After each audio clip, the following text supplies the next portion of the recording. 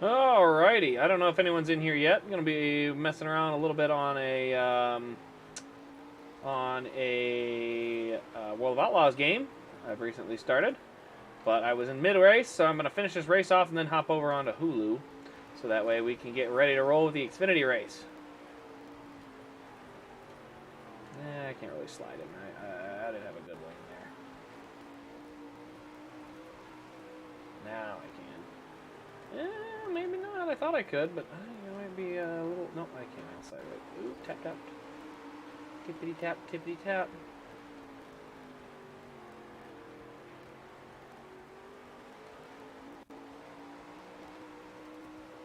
Alright, that's good enough for practice. I know what I'm doing.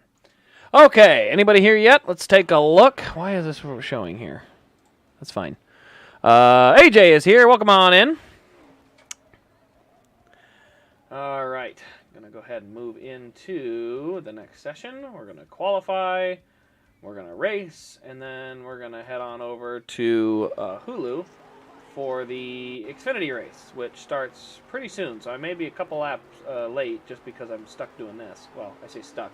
I was midway into this race thing, and then, yeah, I want to close this app out so that I can move it over to Hulu. So yeah, I figured I'd show it off, though, because I was debating if I should do the career mode. I really don't like the way that handles down the straightaway, but I think I know why. Yeah, you see how much it, like, hooks left and right? It's like, it's almost like walking on water. It's very icy. I don't know why it does that. I am using a controller instead of a steering wheel, so that could be part of it. But, like, yeah, you see how it, like, wants to wiggle both directions. And then this is lap 2. Oh my gosh, look at that wiggle. Look at that. Look at that intense amount of swerving back and forth. That's all from just a, I don't know if I want to say a bad setup, but it's just bad controller settings. Okay, that should end my qualifying efforts. All right, good enough. Hey, howdy there, Danny fan. Let's see. Have we gotten going yet on the broadcast yet? I gotta look. 6:41. We should be all right. I think I saw 6:47 was green flag.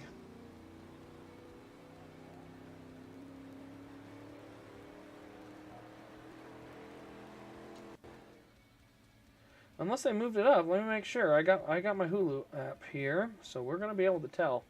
All right, let's go ahead and start heat 2.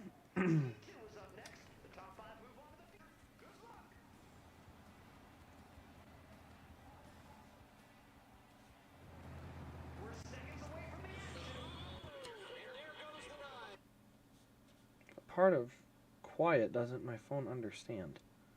There we go. Okay, we're alive. All right, good enough. So now I can get this race going. I have, how many laps is this heat? I know I gotta get in the top, only 4 laps. All right, let's try to get down here. Excuse me, boppity boop. I'm gonna go ahead and slide right in there. I'm gonna do the same thing down here, buddy boy. Oh, I actually couldn't slide that very well. Oh my gosh, that is so bad.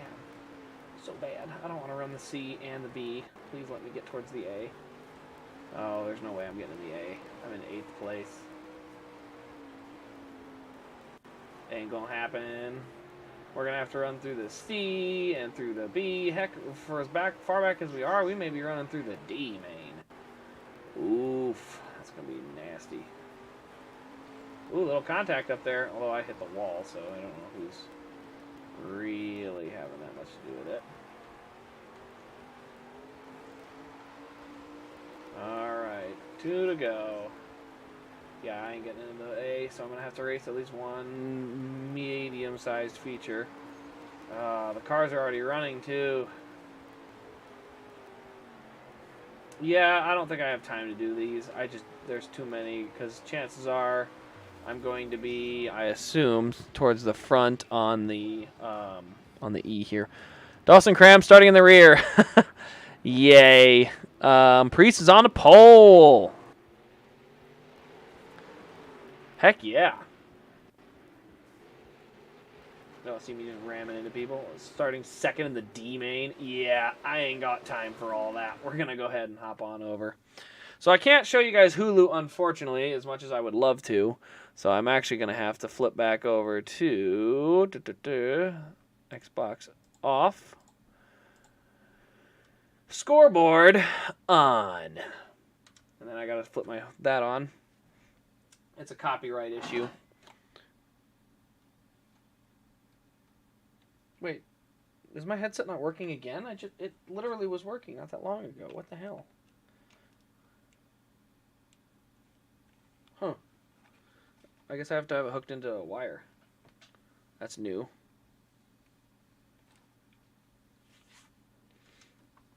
Alright, getting Hulu logged in. Ooh, I gotta be careful here.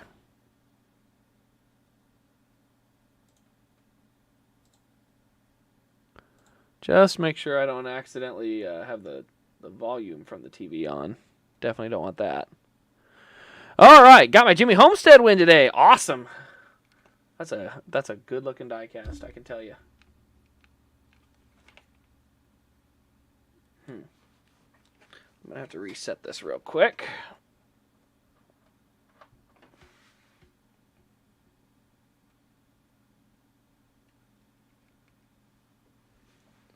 That is this, right?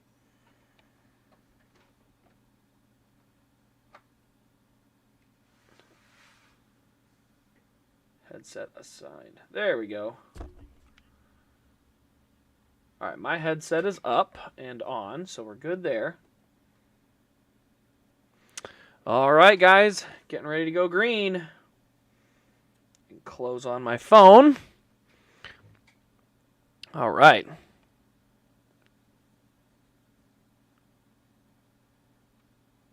Dude, I will say that World of Outlaw games has a much better career mode than any NASCAR game I've been through so far. It's so much better. Bot? Who's a bot?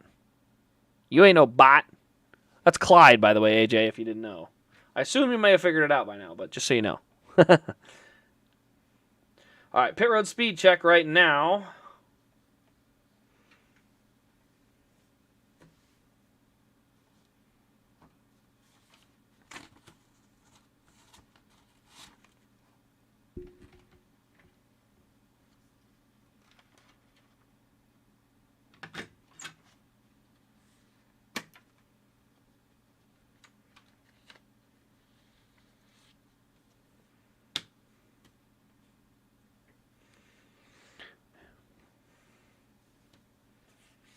Oh, let's get to the live standings on here. There we go.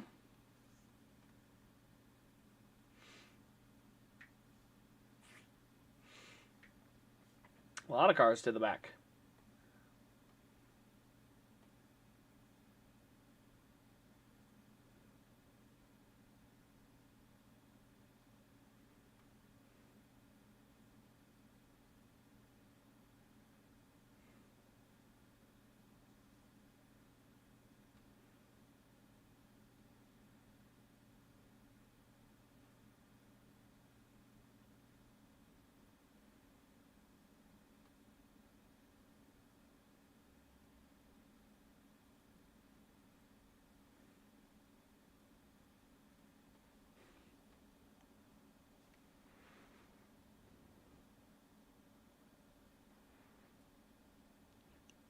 Elliot's going to win. It's going to be scripted. It's going to be the most Mickey Mouse thing ever. It's going to be rain.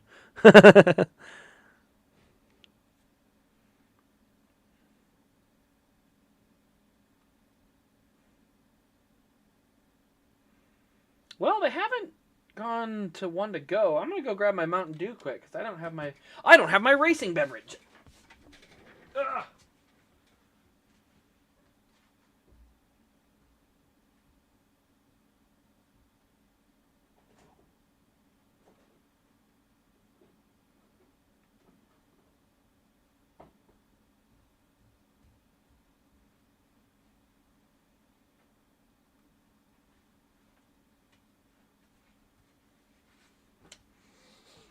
All right.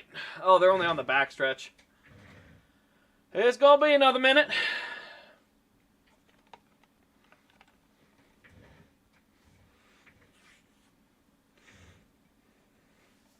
Custer on the pole. Surprisingly good start for both Sheldon Creed and Parker Retzloff, third and fourth. Everything else looks pretty normal, so let's get ready to go racing. Here they come to the green flag. Cole Custer will lead them down. John Hunter Nemechek on his outside. Green flag is in the air. We are underway at Martinsville. Looks like everyone's minding their manners. I would hope so. It'd be really dumb to go flying off into turn one and punt a guy. Oh, Sammy Smith actually right off the bat. 3 wide on the bottom. Gonna shuck, who is that? That's Retzloff getting shucked 3 wide. So, yeah, he did not get a lot of help there. Retzloff just sort of got sent to the high side, and away they go. Here comes Nemechek already, looking at the back bumper of Cole Custer. This is a battle for the lead.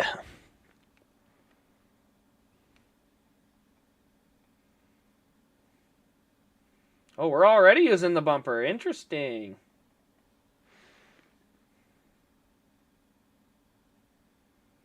All right, your 4 Dash for Cash guys are John Hunter Nemechek, Josh Berry, Chandler Smith, and Justin Allgaier.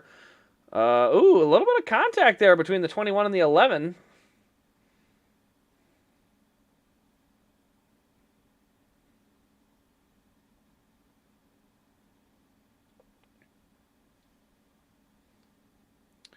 Where's the 96? Weatherman's in 24th. I was curious to see. Oh, Creed had to start at the back. Okay.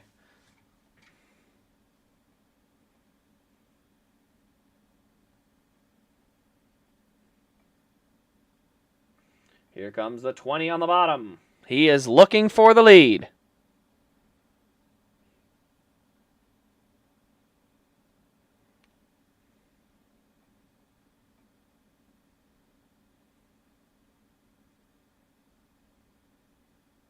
Oh, we got contact between the 20 and the 00, bringing Sammy Smith into the fight.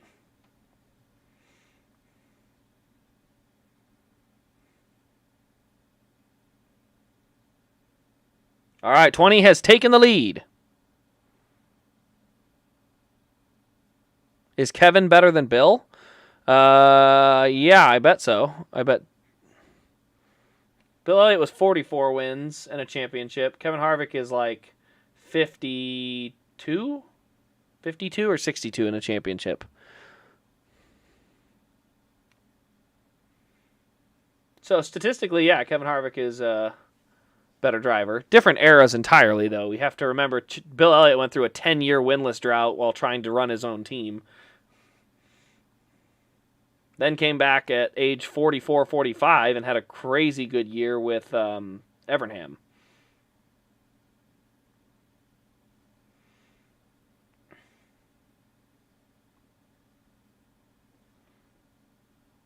+60 wins. Okay, it was 60. I knew it was either 50 or 60. He's still behind Kyle Busch, if I remember correctly, though.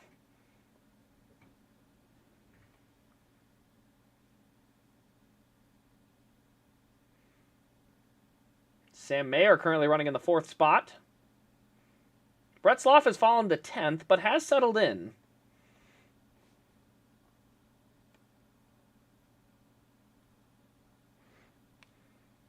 Yeah, Bill was better at plate tracks, but it was a different era of NASCAR entirely. You know, he ran over a family team. You know, things were just very different.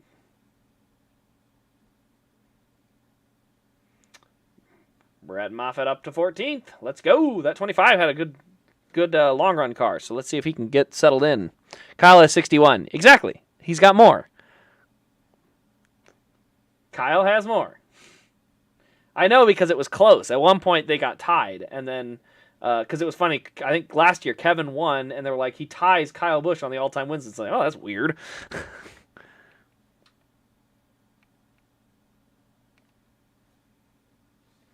Oh, there's my phone. All right, well, let's take a look here. Brandon Jones in 12th. Man, I tell you, that 9 car has really underperformed so far this year.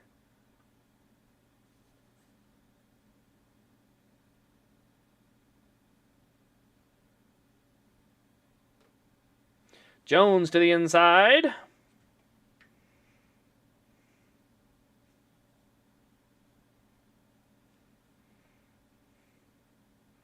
Ryan Sieg looking on.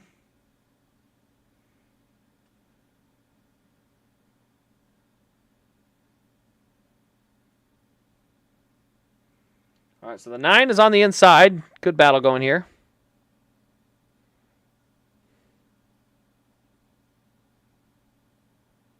I don't know if Kevin's going to go winless. He's pretty dang good to go winless. That being said, Phoenix was probably one of his best shots.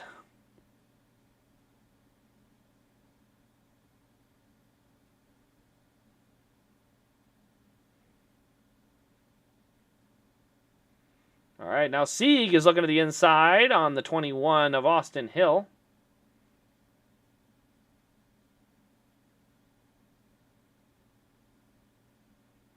All right, 98 to the inside of the 1. Battle for the 12th spot still taking place. I can't quite see it. This is when you go not side by side. This is when you use multiple little windows. Show the different battles that are happening. Mr. Craze is a mouse pad. Oh, when taking it apart? Yeah, no, it won't scratch it. As long as it's the right material, you shouldn't have any issues with scratching it, so it'll be fine.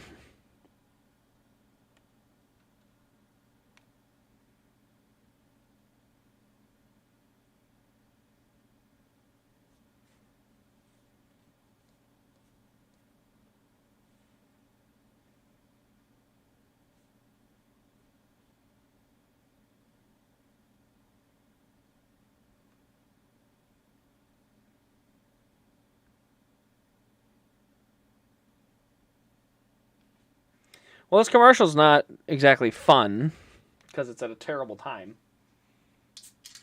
Crack it open.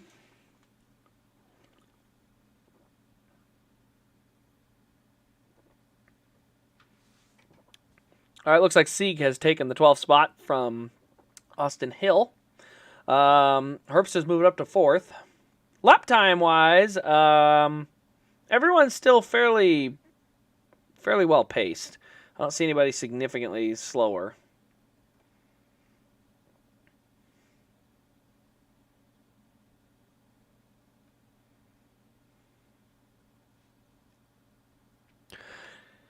Oh, this commercial suck. I want to watch racing. Drinking a Bud Light? Heck no. I don't drink that crap. I don't drink Bud Light, Busch Light, Miller Light, Coors Light. I don't know. Light beer is not very good. It's like saying you want to drink extra vinegar in your stuff. Like it's less calories, but it tastes like crap. Saw the Razor setup on my stream the other day. I use Razor too. Yeah, that's the good stuff. I am the diecast teacher.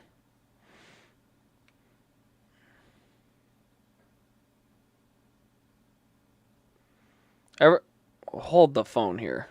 Ever since SMI destroyed Bristol, I think Martinsville is the best track. Now, don't get me wrong.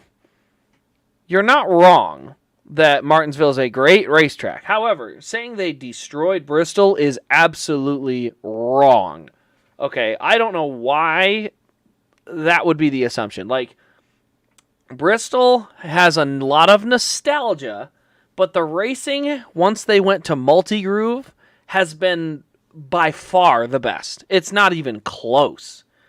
The multi-groove Bristol has been probably the best racing in NASCAR history for short tracks. Okay, the single-lane Bristol was still good. It was entertaining, but the actual true racing that took place on Bristol One Groove wasn't as good as you might think. The multi-groove option makes it incredibly fun. I think it's just a lot of nostalgia looks badly upon the changes they made, but I'm telling you that the current version of Bristol is the best NASCAR track, hands down. I mean, every track, what are we asking for? Multiple grooves. So then when you make it a one-groove track, you know, imagine what happens when we have aero-tight at Bristol. Do we really want to be dealing with that? I don't think anyone likes the aero-tight crap. So you need that second lane.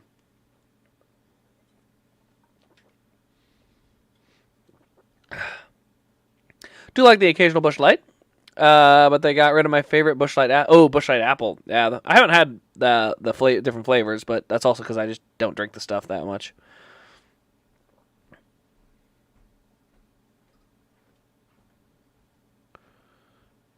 What do I have in your class? In my class? What? I'm going to need some more in-depth details. All right, 30 to go on the stage at the moment. Not a lot of movement in the top 10 so far, honestly. It's been fairly reserved, I guess.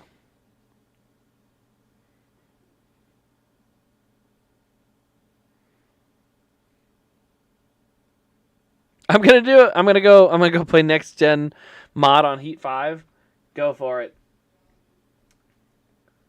I think the racing engines are meh in the Heat games, unfortunately.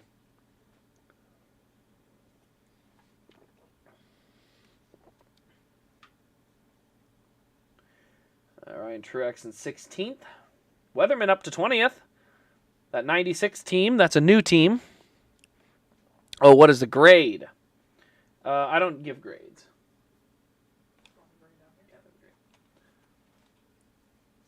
Can you, hey. What?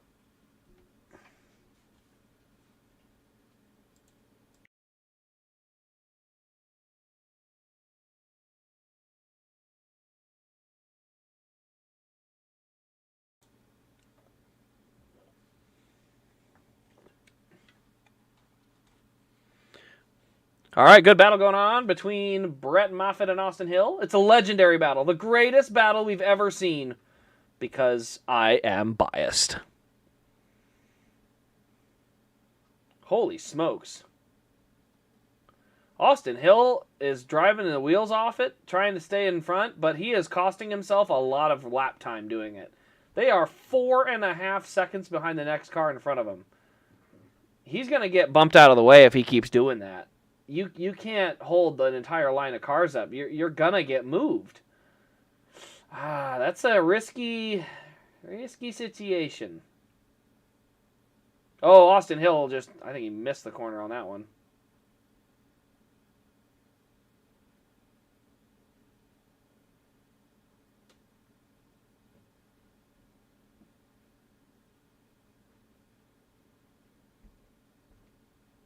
Cole Custer looking back for the lead. Not quite going to get there. Oh, he's in there, but he's going to make a little contact. He jumped back out of it. Hey, welcome in, Parker.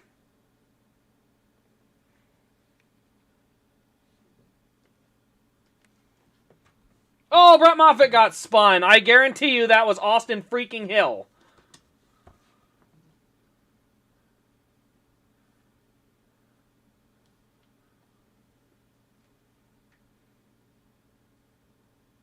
Oh, actually, it might have been Kraus. Let's see here. A little wheel hop. Yep.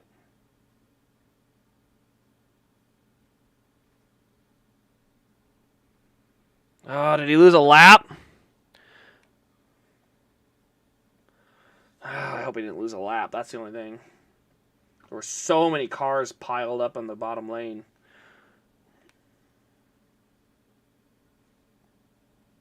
Gosh, dang it. I knew he should have gotten by him, because the more you have to push your stuff, you're going to make a mistake. I mean, he was running right with Ryan Sieg. Once Sieg got past, Sieg drove away, and he got stuck behind Austin Hill, and he lost 4 seconds of track time.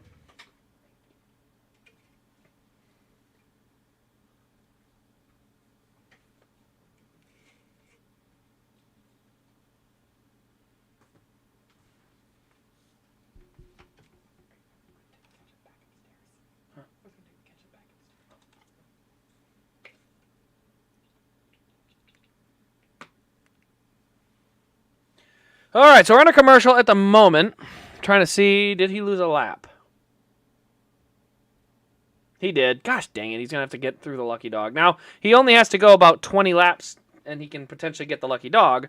Unfortunately, it just means he's going to have to race to get that lucky dog in the next little stage here.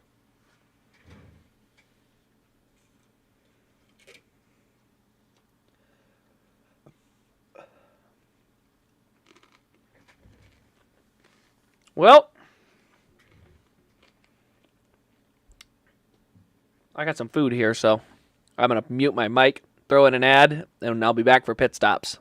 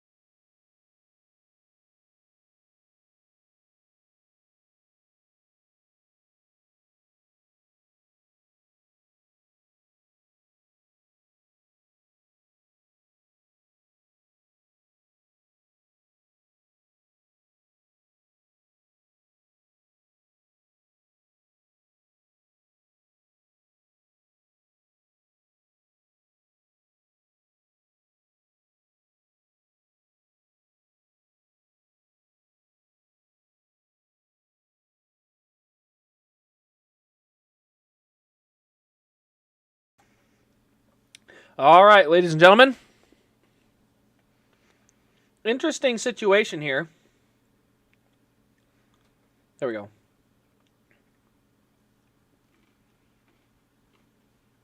Are they lined up yet? Trying to see if they've chosen.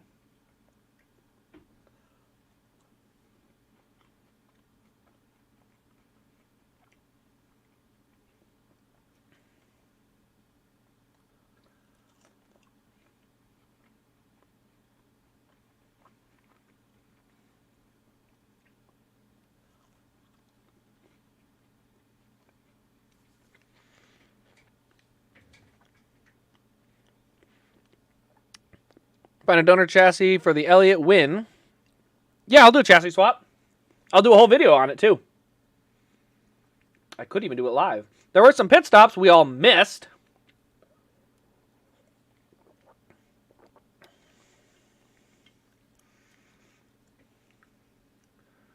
Is Moffitt a lap down? Yeah, he's a lap down. Gosh dang it, he's going to have to pass these guys. Now, he should be able to pass them. Just unfortunate that he's going to have to battle for it. 18 laps. I don't think anyone will go lap down in that time.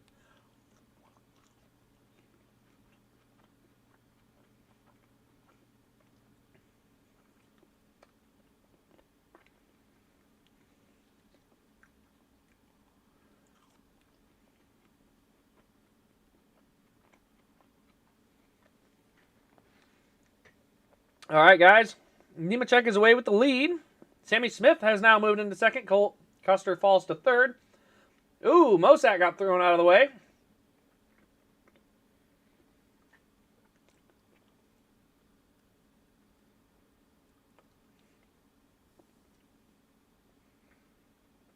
Looks like the 0-2.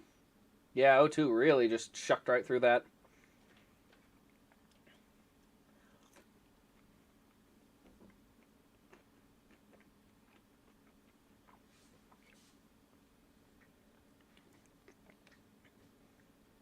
So Barry, Austin Hill, a couple of those guys back there, all are going to try and flip the stage.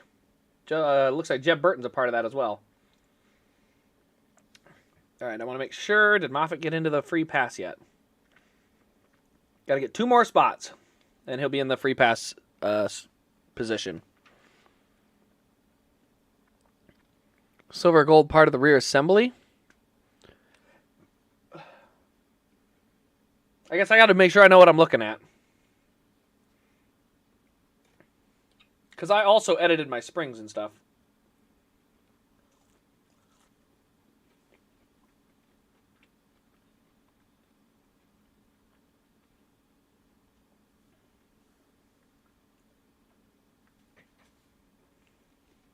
$12 to go.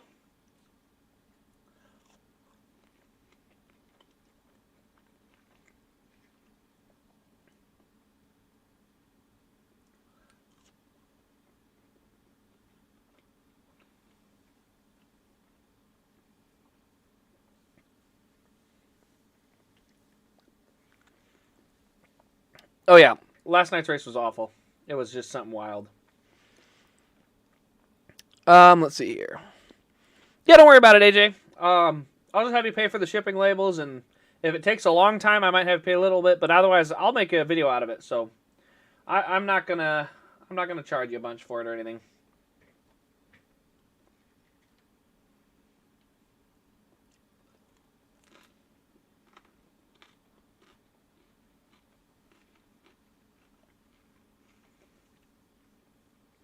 $10 to go on the stage.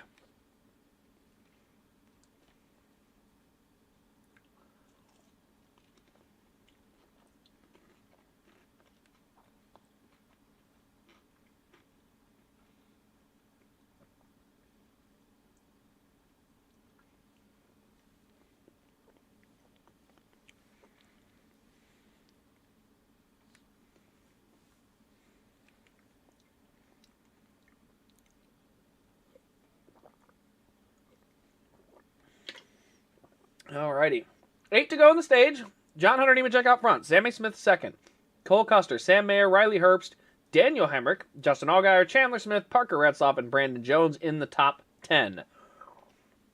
Of the guys that pitted, Austin Hill, 19th. Josh Berry, 21st. Let's see. Dawson Cram, 25th. Jeb Burton, 27th. Moffitt is one spot away from Alfredo for the free pass. He needs to get that spot.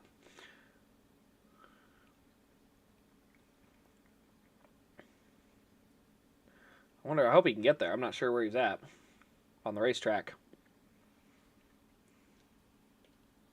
6 to go.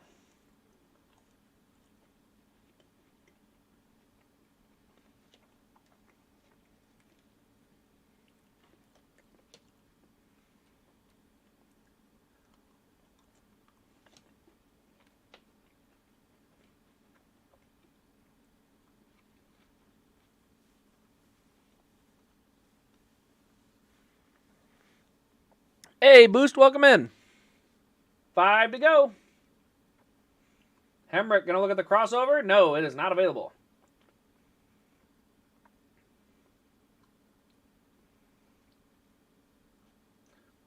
Four to go. Looks like Nemechek's got enough of a gap that should pretty well do it.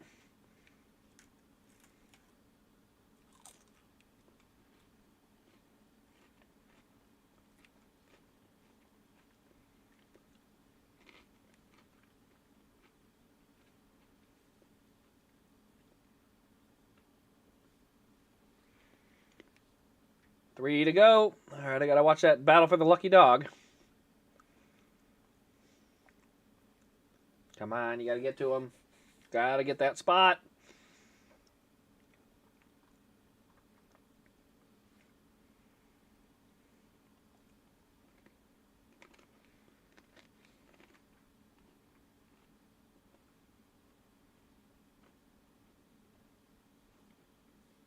All right, 1 to go in the stage.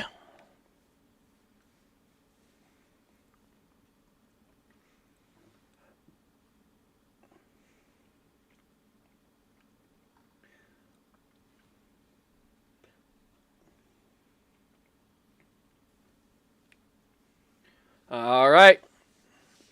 How about Donnie Shots flip? Yeah, that was a wild race. Macedo and Gravel getting together, opening the door wide open for Brad. That was a weird one. But Brad Sweet got the win, and then tonight rained out, so. And that's the end of our stage, and we're already under commercial. We didn't even touch on the top 10. Parker Retzloff 9th, Brandon Jones 10th, any of that? Nope. We're already under commercial, of course. You know what? I'm going to do the same thing. I'm going to insert a quick ad and mute my mic because, like I said, I got some food in here. We ordered some takeout, so try and snarf that all down during the commercial break here so I don't miss too much of the actual racing when it takes place.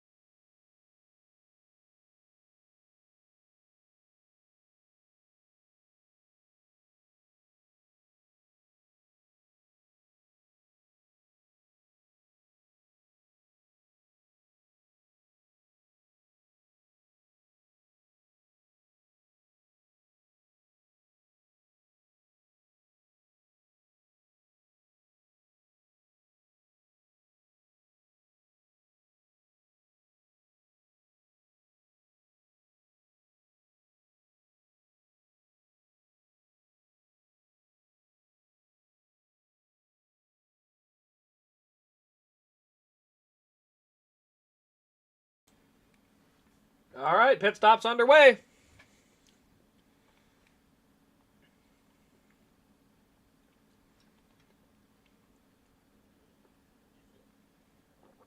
All right. That's taking a little bit. Trying to see, is Nemechek going to beat him out? No. Nemechek, slow stop. Wait, Custer have a slow stop? What's going on here? Oh, it's a different car. Sorry, I was looking at the wrong one. Nemechek did beat him out. So to be Nemechek, Smith, Hemrick, other Smith, Herbst, Custer, Jones. That looks like the 10 car. Wow, that's a good stop for Kraus. 5 spots gained. And then a lot of guys staying out. Let's go ahead and go back down here. Who got that lucky dog?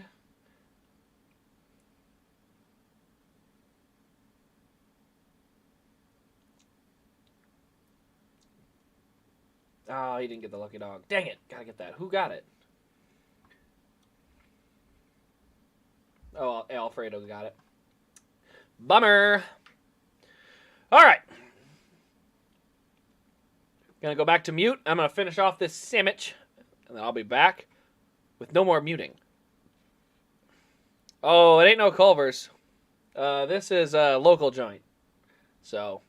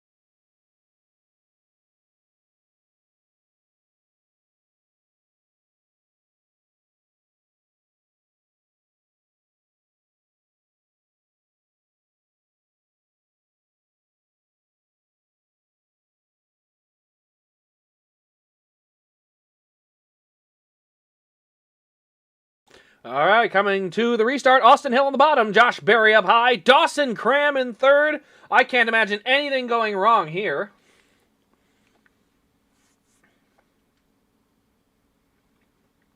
A lot of contact. John Hunter looking at the bottom. He's going underneath Dawson Cram. Dawson's about to get shucked all the way to the third lane. They're about to ship him out of this world.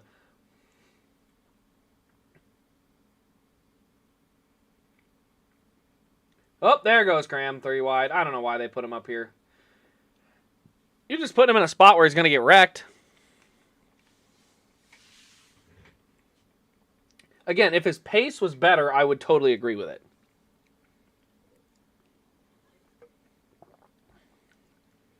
So Hill, Berry, and Burton are the ones on the old tires. Then comes John Hunter Nemechek on the new tires with Hemrick, Smith, and Custer behind him. Here comes Josh Berry to the bottom.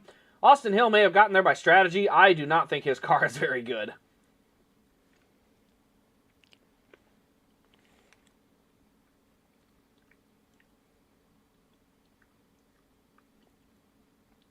Custer up to 6th, so he's getting there.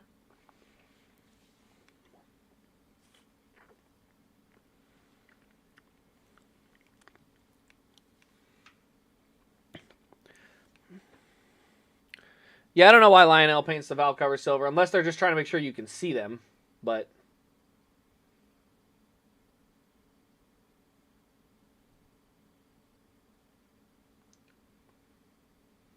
Dawson Cram has actually settled into 11th fairly well.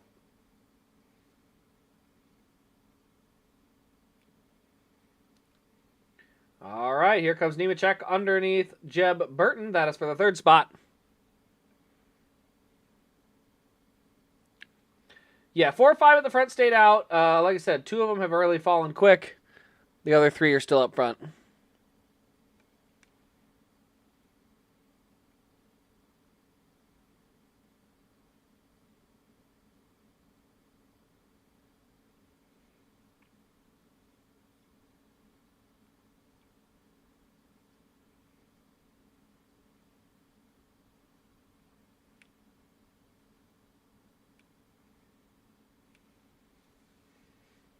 Nemechek underneath Hill. That's the battle for 2nd. We're already 19 laps into this stage. It's only 60 laps. As I say that, battle for the lucky dog.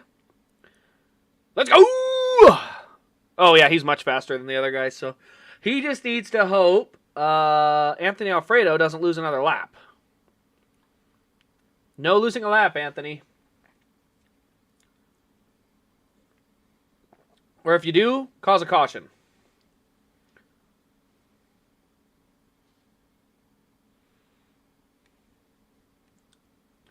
Ooh, very tight racing over there.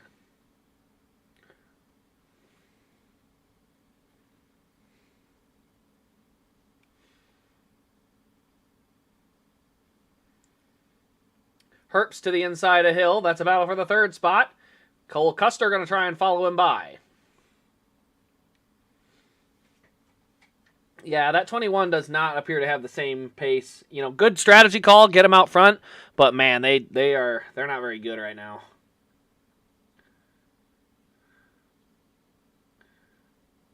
Cram now falling back to 15th.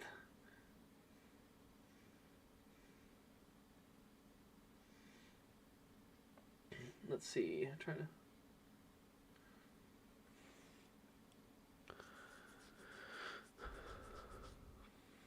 2020 championship truck was absolutely pain. I hated that race. I hate that race to this day. I watched an entire race for a complete no-namer to just wreck themselves and change the entire outcome of the championship. No, thank you. It's like watching the Super Bowl. Your team is winning. They only have to go kick a field goal, and a fan runs on the field and like drop kicks the kicker and injures him. And you're just like, what happened? Somebody who's completely irrelevant ruined their chance to win the championship.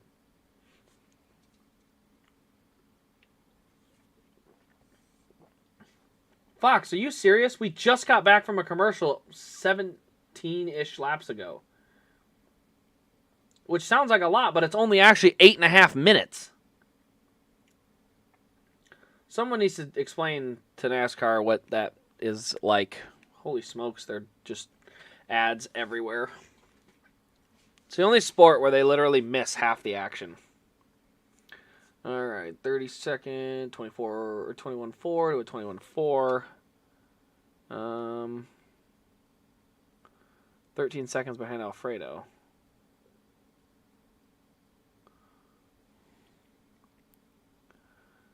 Okay. There's 22 seconds back. Not sure. Wait, 26. Caution is out! Brett Moffitt is the lucky dog! Who caused the caution? We don't know because, for God's sake, we're under freaking commercial! I'm sorry, I shouldn't have yelled at you guys. You guys don't deserve that. But NASCAR on Fox sure as hell does. What the hell happened?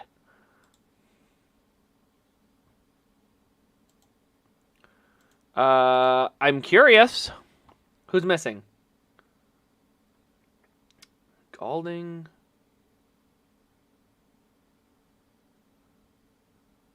I don't see anybody noticeably off the pace.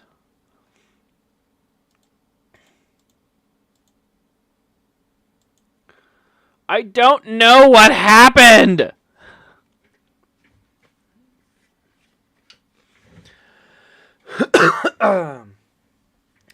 Let's see. 170 laps to go. I don't think you can make it on fuel from here.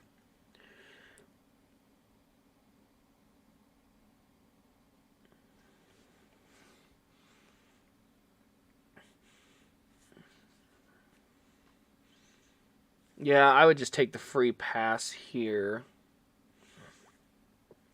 I don't think you don't really need fresh tires right now. There could be some small benefits to taking some tires now.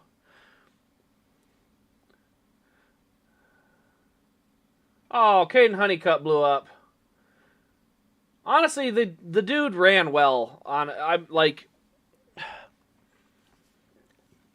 telling you, that sucks. The dude actually did a pretty good job, but just engine failure.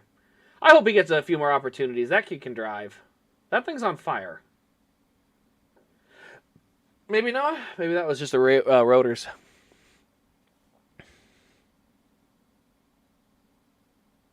So what the hell happened? I don't know, AJ. I just got back from commercial, so I missed everything. So did you. The difference is I stayed by my TV while you left, and we both missed all of it. And we're going right back to commercial. Oh, my word, that's rich.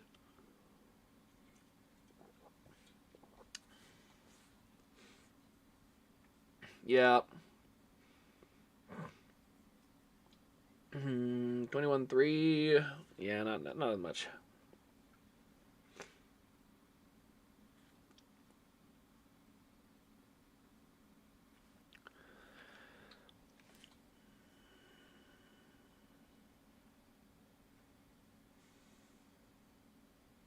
Wow, that's weird. Weird. Where did I put my phone?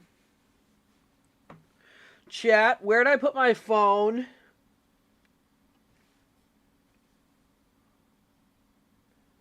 Well, I know I had it. Where did I put it? Gosh dang it. Where did I set my phone? Somebody needs to tell me where that's at. I visited the Lionel store in Concord. Hey, what'd you see? I've never been there. I've always kind of wanted to go, but I've never actually been inside that yet. How was it? Pretty cool store? Oh.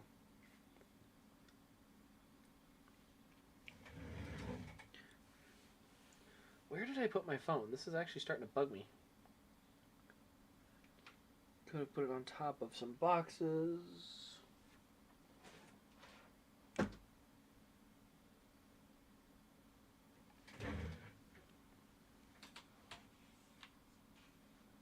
that's not my phone either. Huh.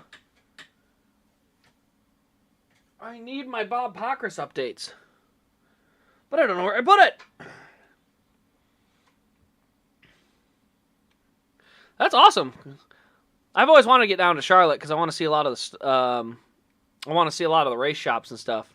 Yeah, the Lionel store. It's a cool. I really like the way they have it set up in Charlotte, and it's a good place to get some of that stuff. It'd be cool if they could open more locations, but I totally understand why they can't.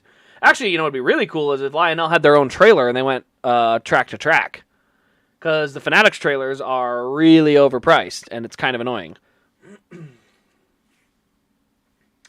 I will only buy stuff out of the trailer if I plan to resell it. Or it's exclusive or something. But otherwise, like, if I get something out of the trailer, it's because I want to do a review on it because it's out early, and then I want to make a video. But then I usually sell it because I got a cheaper one coming later. Went to Auto Fair. Oh. I don't even know what that is. That sounds cool.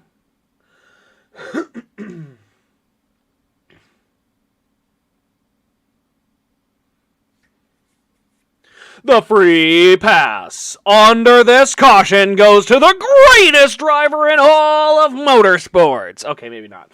I might have been channeling my inner Johnny Gibson. Oh, when he was filling in for Chase. Okay, I was like, why are they using the blue number 9?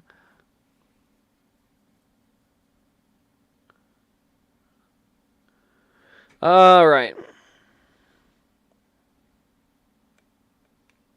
They haven't chosen yet. I think I'm going to go wash my hands because I got some ketchup on my hands. I had a pork fritter and fries from my local restaurant, I guess. So it was really good. But anyway, I need to go wash my hands off and throw the plate away. So I will be right back, and hopefully I don't miss the restart.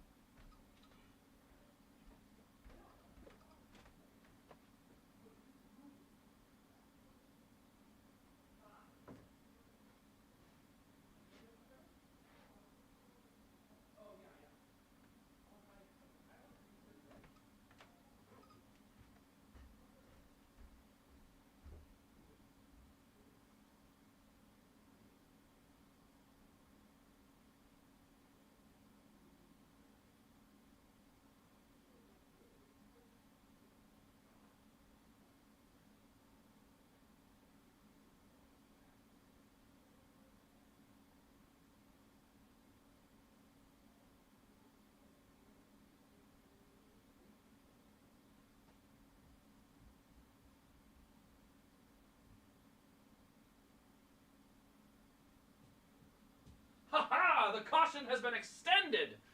And wait, back to commercial! Thank God! More commercials! I didn't miss anything! Am I mad that we're under commercial again? Yes! I'm sorry. I'm in a really, I shouldn't say a good mood. I had to do taxes, so having the stress relief of taxes is being done is great.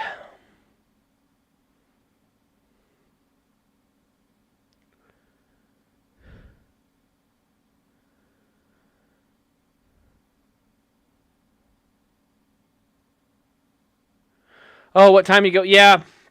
Malls in general, here's what I've noticed, and this could be, you guys tell me the same thing.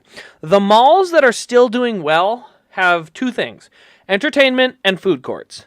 The malls that have struggled and not done very well don't have those two, one or both of those two things.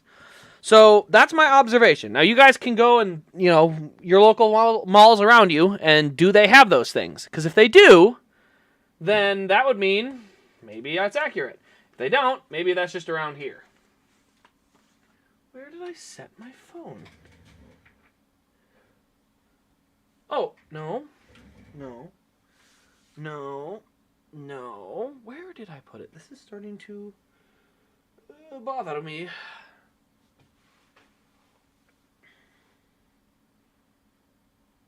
That is my monitor, my keyboard, my 3-hole punch.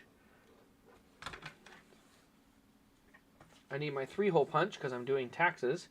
I'm going through... Actually, I'll have you guys guess. How many orders is RAS Diecast had so far?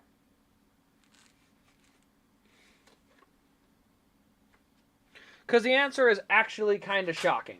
Well, I found it shocking. But as I was recording all the transactions and... or not transactions, but I was recording all of my numbers... I realized that RAS Diecast is up to over 470 orders all time, which is way higher than I thought it would be.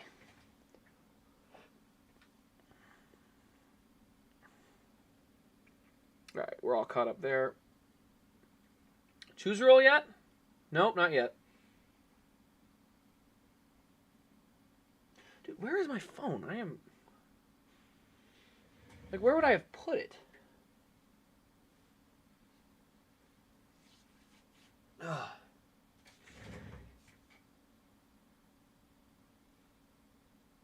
You know, I'm going to keep looking.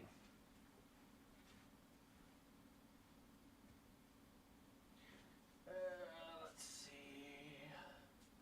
It's not on any of the die-cast shelves. Not on my computer.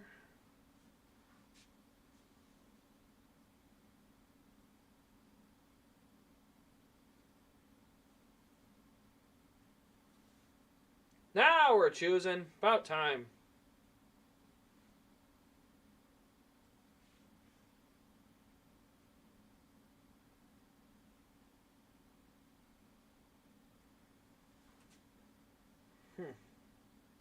Well, guys, I cannot tell you where my phone went. I have to give up. Wait a minute.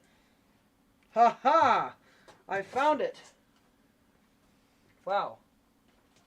Not gonna lie, I don't know that that's a spot I would have normally checked. It was inside of a 3-ring binder that has already been folded up and put on a shelf.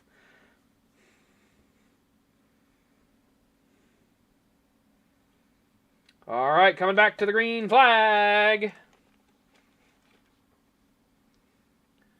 It's going to be Barry on the bottom, Nemechek up top. Ooh, good launch for Barry. Not a good launch at all for Custer. Nemechek hanging around on the outside, but Barry will clear. Oh, but now Nemechek's going to go in. He's going to give Barry a shot. He's going to get him really loose. Sammy Smith goes to the high side, and he's going to go 2 for 1. Sammy Smith to the lead, but can he hold it?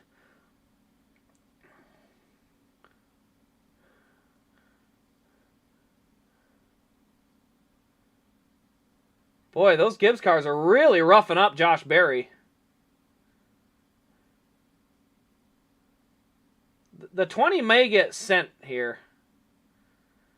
I could be... Barry's got good patience. He got basically plowed into about 3 straight times. Sammy Smith to the lead. So let's watch it again. The 20 comes into the corner and just drills the back of the 8. Gets him all sorts of out of shape. The 18 goes to the high side. Gets a great run. Gets to the high... And they're side by side. 20 goes in... Does he? Yeah, he does. He hits him again. Goodness gracious. That's some pretty physical racing for so many laps to go yet. I guess I say that, but there's only 16 laps to go on the stage. So the 18 sends the 8 up the track, as did the 20. So let's remember that for later. When Barry needs to get going and they might be in his way, just remember that. Because they have chosen to race physically. The good news is only 16 laps to go, which means even though Moffitt got the free pass, he did pit. No, he didn't. Yeah, he did pit. Cool, so he's got tires. He may be riding around and trying to stay out at the caution. 21.6 to a 21.6. Yeah, that's a good idea. Stay out. I like that idea for the 25. Stay out at the caution. 15 to go in the stage.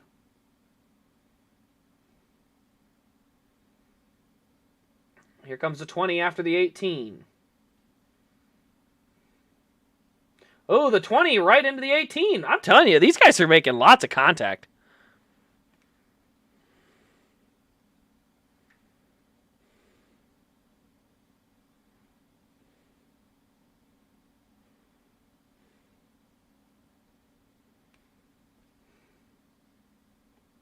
Bro, Clyde, you know why. Come on.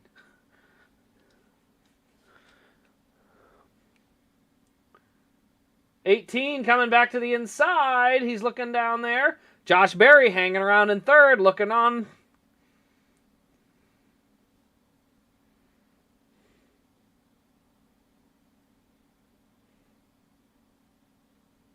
I played a baritone. Or whatever the baritone, they call it a euphonium, but whatever the instrument they call it is. I played that thing. And not well, by the way, because I don't even know the name of it. But that's because our band was not very good. I had a lot of fun, but we weren't very good.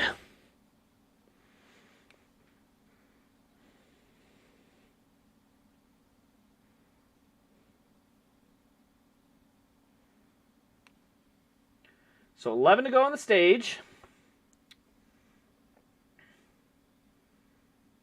Oh, yeah. 21.4. So he's running pretty good lap times. I'm trying to see. I think he's trying to run the end of the stage out.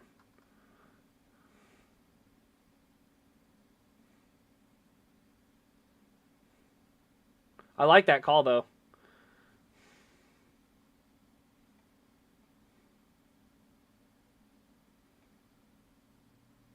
Oh, here comes the 8. He's back on the inside of the 18.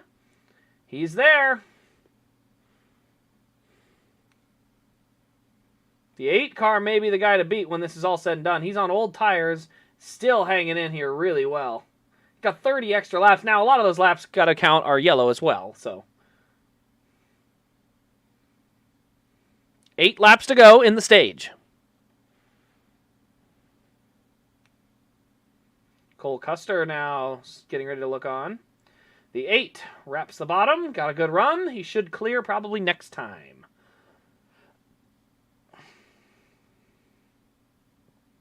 Maybe not. Good run into the corner there for the 18.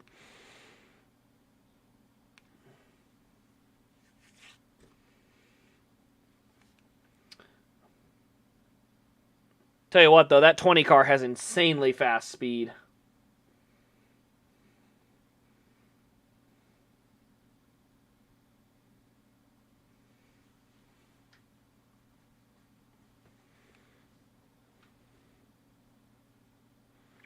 Yeah, Dash for Cash is just ran. It's like whoever's first through fourth at the end of the race ahead of it. That's all it is. 21.7. I hope he's laying off the tires. I think he's going to stay out. He better stay out. That's the right call to make.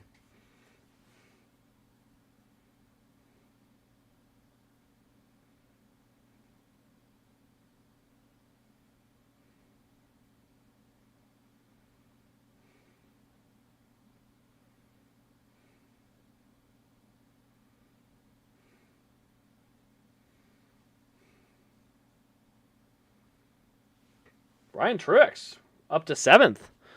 I thought he was a lot worse off today than that. 4 to go in the stage.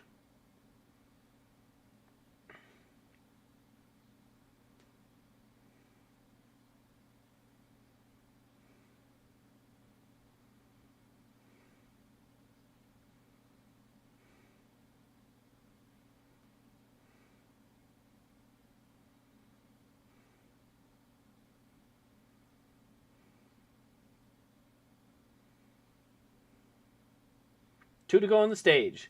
I do like Martinsville. That's a really technical track.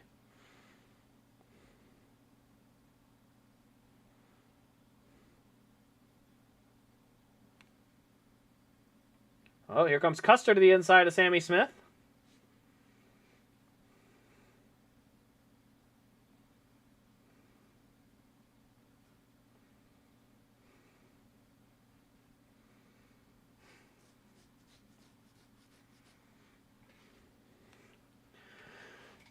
All right, at the stage, John Hunter Nemechek is your Stage 2 winner. Barry, Custer, Smith, Hemrick, Jones, Truex, Herbst, and Chandler Smith in the 9. Yeah, Kraus got 10th. Couldn't hardly see it.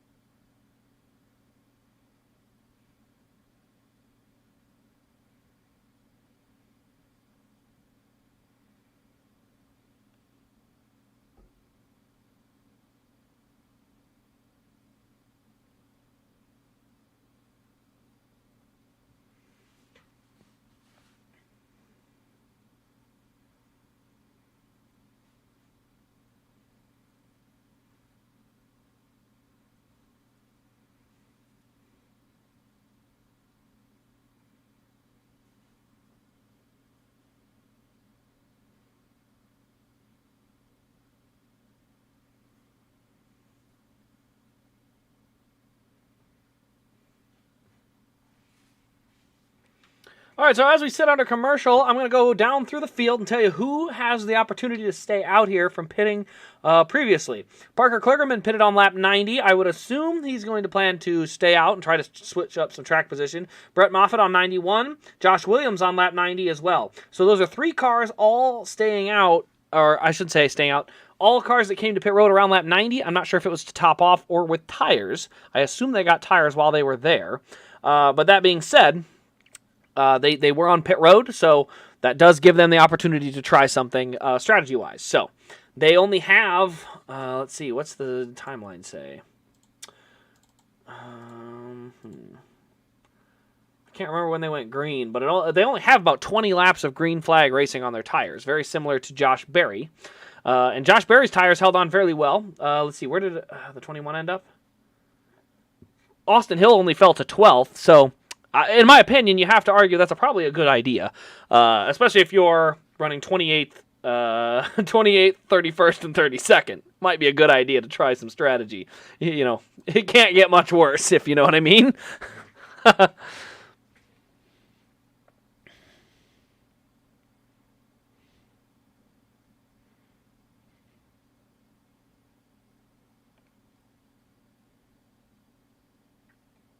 Ooh.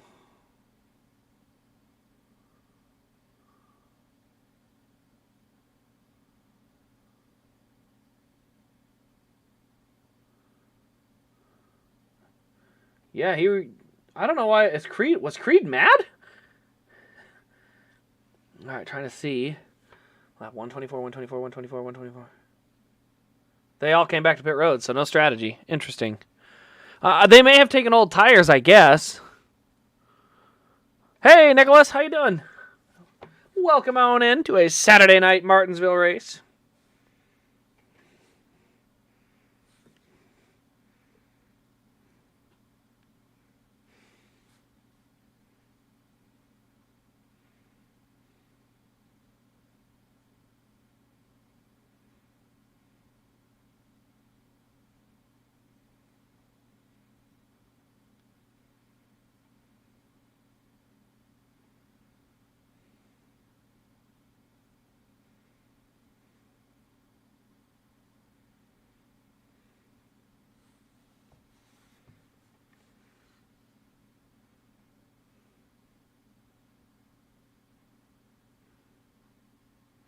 So everybody pits. Not a bad call, but definitely not sure. Okay, let's see here. Message.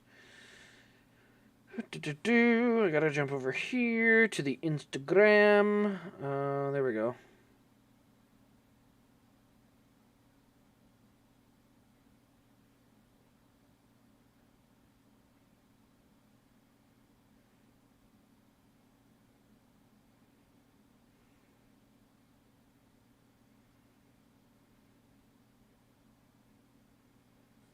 I'm not even sure what to tell you there, Clyde.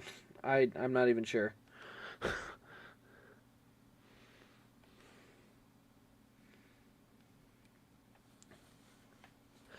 All right, under another commercial break. Let's see. Let's get back. Oops, where's my mouse? There it is. Let's get this reset where it needs to be. Live standings. There we go. Okay, that's set where it needs to be. A Dale Jarrett Daytona 500 win car from 1996. They only made him in 2008. And I don't even know if they made him in standard finish. I've only seen them in the liquid finish. So not 100% sure on that one.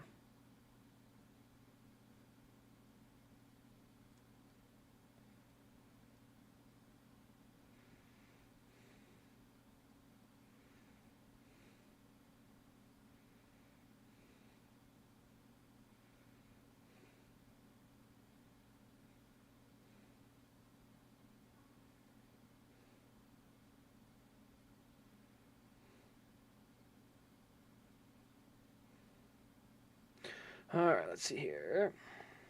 For those of you who don't know, including Clyde, I believe you are looking for one. My championship set, the diecast where it has the championship logo on the roof, they are ending on eBay tomorrow. No, Monday. I keep forgetting it's Saturday. They are ending on eBay on Monday. So I have listed all of them from 2011 to 2020. Those are all the ones I had. Because I'm changing. I'm still going to collect champion cars, just in a different way. Not the logo on the roof one. So, I know, Clyde, you're looking for the Budweiser one for Harvick in 2014, where it has that logo on the roof. But I've got the Budweiser Harvick, the M&M's Crispy, or what is it? Yeah, no, M&M's Caramel? No, it is M&M's Crispy. For Kyle Busch, Jimmy Johnson Lowe's. So all those cars where it has the championship logo on the roof are on eBay right now. I think most of them have bids, so they're going to be selling regardless. But if you're looking for them, that's where they're at. So I just want to give you guys the heads up in case you're looking, because I do know that I think at least Clyde was looking for that Harvick one at one point. But I decided to change my collection up a little bit. So there are 10, I believe, between 2011 and 2020. So there are 10 of them ending on Monday night. Clyde, it's already been bid on, so at the moment you would just have to win the eBay auction.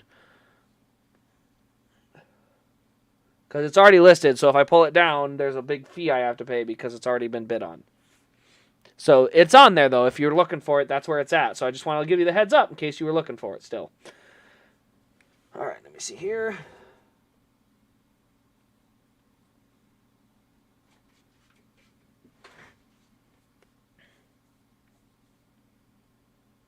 You can send it in whatever you want, AJ. Just send it in whatever you want me to send it back to you in, because that's what's going to happen. So you want to send it in the original box, you want to send it in a donor box, you want to send it in a freaking bowling ball filled with foam, go ahead. But just know that I have to wrap it up and send it back to you. So, there is that part of it.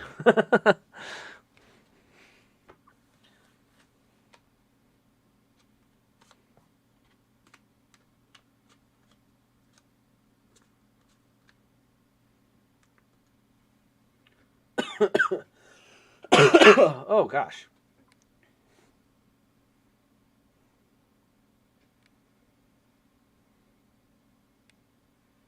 All right, green flag back in the air. John Hunter back to the lead. Keep an eye out. Brandon Jones has found his way to fourth. He snuck up and won this race last year. Yeah, that truck race last night was an absolute sham.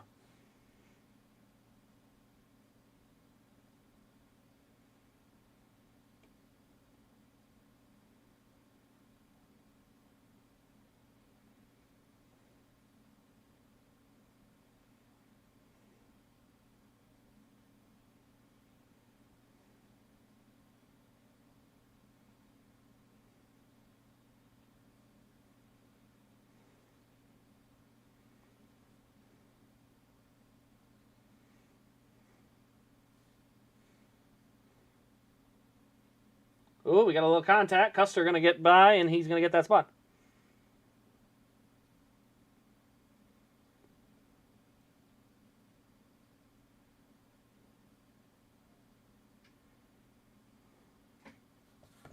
Whoa, big contact, the 8. All the way back to 10th. Oh, big crash at the back of the field. Joe Graff Jr. and Ryan Ellis. Moffitt has come back to 24th. He's got good speed. Oh, that's the 38. Well, it's trying to roll.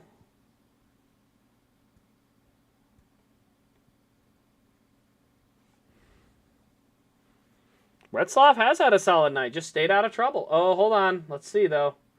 What happens here? No. Barry just went in too high and then got Jeb Burtoned.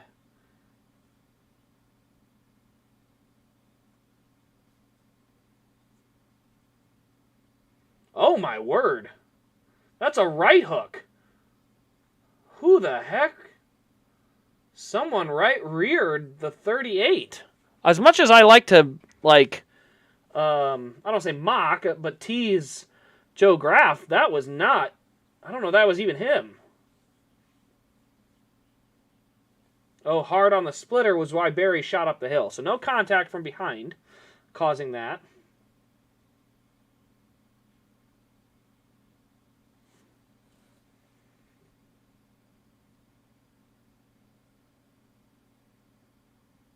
No, the car looks good.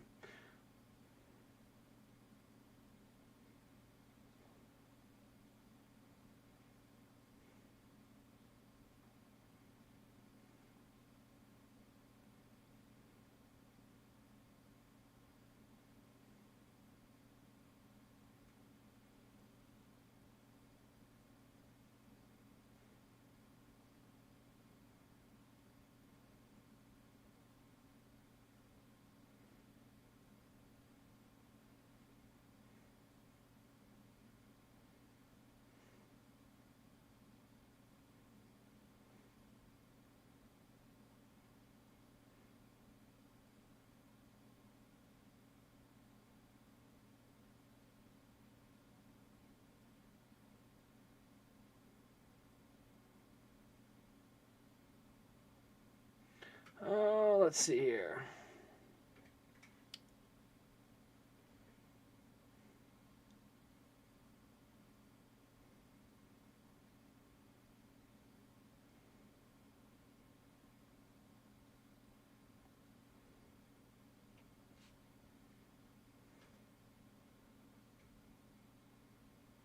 All right, what am I looking for here? There we go. Dawson Cram wasn't anywhere near it, so don't worry. But yeah, that 38 got right hooked. That looked nasty. Sorry, guys, I'm on my phone currently. With good things. I'll show you what I'm looking at later here. Next. Send. All right, that is taken care of. Sent. There, perfect. I was in the process of buying another diecast. Who, me? Buy diecast? I would never. You guys will get to see it when I get to review it, so there you go. How was my day? Full of taxes and playing a little World of Outlaw game, so that was kind of fun. But yeah, getting all my tax prep ready, running through all of my numbers to make sure I'm ready to submit it. So yeah, tax related stuff. That's also what tomorrow's going to be too. Tomorrow afternoon, that is.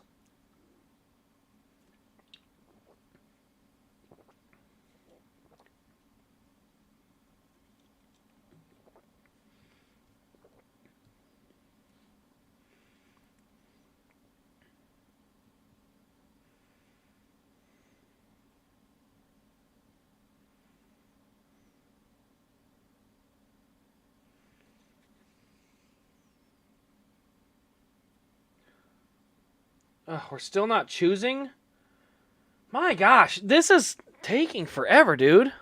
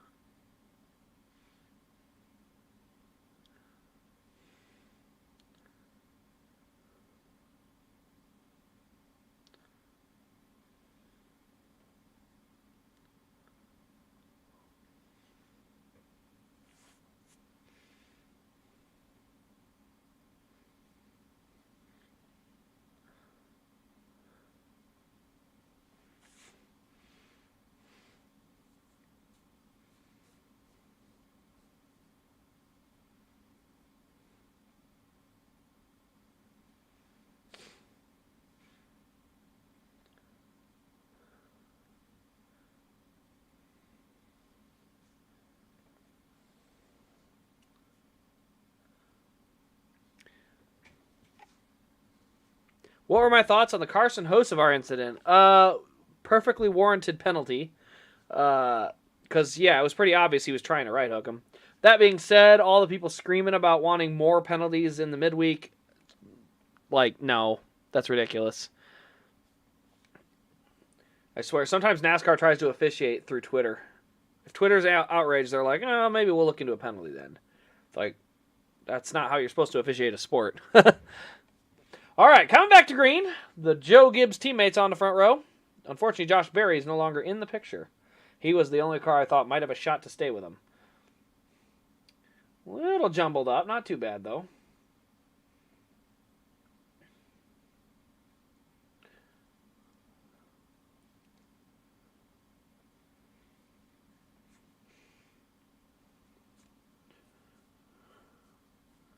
Brandon Jones, I'm telling you, Brandon Jones just has a way of sticking around in this race until it comes to the end of the race.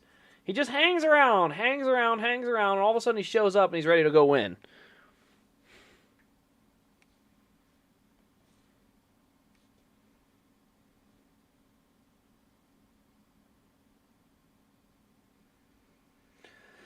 Dawson Cram.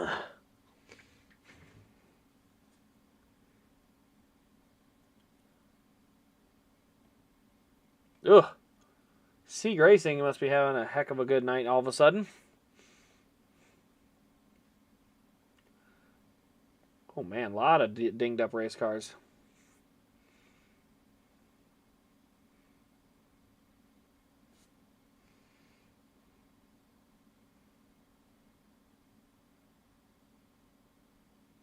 Oh my gosh, it started on the front of Mason Massey. Okay, never mind. I thought that was somebody else. He just jabbed the brakes so hard he got dumped. What an idiot.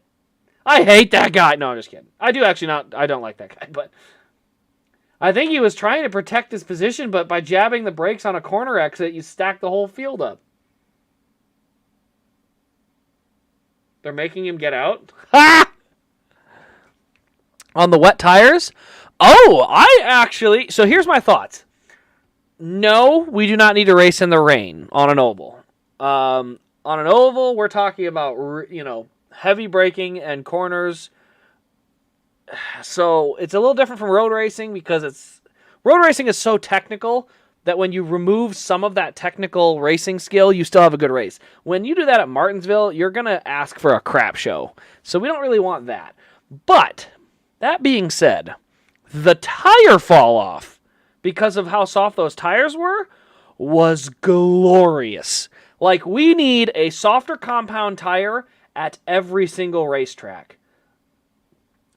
I mean, it had fallen off like 2.5 seconds in 20 laps. Let's have that everywhere.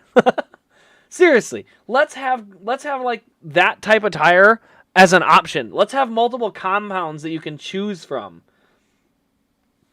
Like, seriously, like, what if you had a soft tire compound at the road courses and other tracks? And, if they went flat because you ran them too long, well, so be it. I mean, it'd be awesome. I'm telling you, it would be...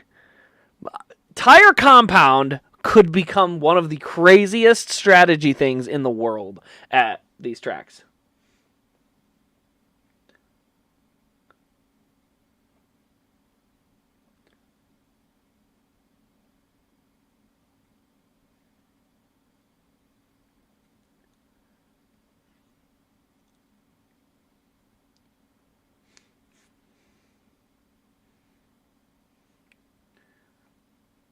See, what is next week? Next week is Talladega. So next week is Talladega, then Dover, then Darlington. Darlington, there's a week break in between, though. Is that Kansas in between? I think that's Kansas before Darlington. Yeah, May 5th, I believe, is Kansas. May 4th, maybe.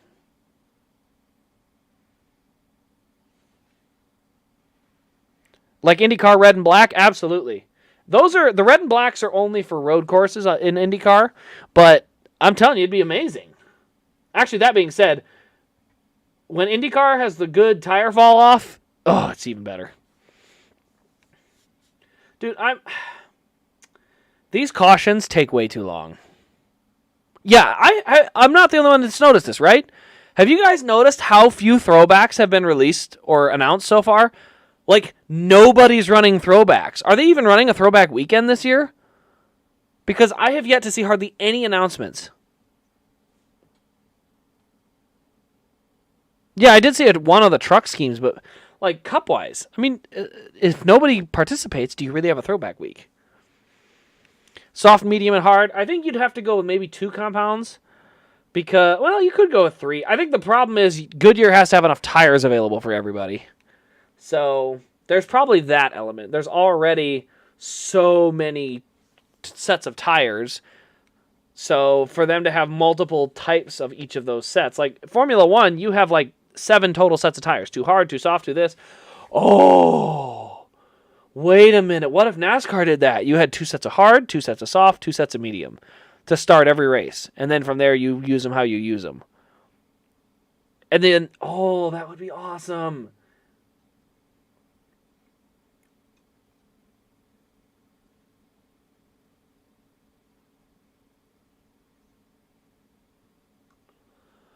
I'm not going to lie. That's like a really cool idea now. If they're keeping it under wraps, that'd be cool, but I don't know. They did try it at the All-Star race. The problem was not the tire. Don't get me wrong. The tire wasn't a great issue. The problem with that one was they did it in 2017 when they completely screwed up the All-Star race. Who was it? I think it was Matt Kenseth didn't pit. They had a rule you had to pit within the stage. And Matt Kenseth didn't pit. And because he didn't pit, he had like, I don't know, most of the field a lap down. So most of the field was a lap down except for like 5 cars.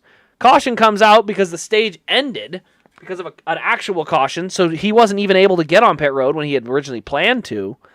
So they penalized Matt Kenseth a lap. However, they left all the cars he had trapped a lap down. So they only had like 9 cars on the lead lap at the end of the race. So when you were supposed to have these cars on soft tires and these cars on hard tires racing each other, all the cars with soft tires started out in front, and so it made no sense. Yeah, that was one of the greatest blunders I've ever seen race control make. Like, oh, these guys are all a lap down because of a loophole in the rule book, so we're just going to keep them a lap down and screw the whole race up.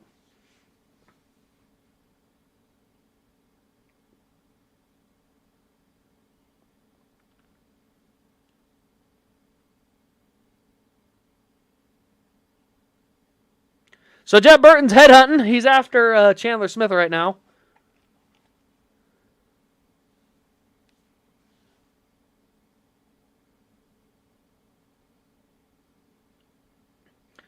Can we see a replay? They're talking about it, but let's see it.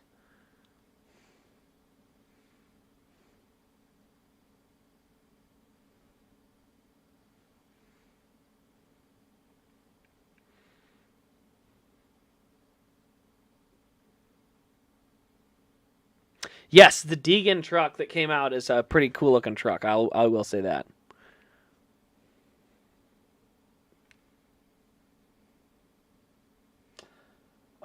Are we finally choosing? Dude, NASCAR has got to speed these yellows up a little bit. They can't sit here under caution for this many laps. Oh my gosh, we're still not choosing. What are we waiting for? Are you kidding me? 1 lap car is going to pit road, and therefore we must continue running under the... Oh my word. This is the kind of crap that is why I say race control needs to be fired. It's one thing to say, hey, you got to clean up a couple little things. This is top to bottom utter failure. Track's clean, everything's clear. Now we'll pit. No, you pit while they're hooking up the car to start towing it. Oh my word, this is getting annoying. Like, have they ever seen any other racetrack in the country get run? IndyCar, dirt racing, World of Outlaws, everything. For God's sake, in the World of Outlaws, there was a 5-car pileup. They had that cleared off faster than it took them to clean 1 car off the track. This is pathetic. You have got to be better. Hell, last night we had to do a timer. I looked at it. It was like a 30-minute caution. 30 minutes! Oh, it's so frustrating, dude. You have to do better than that.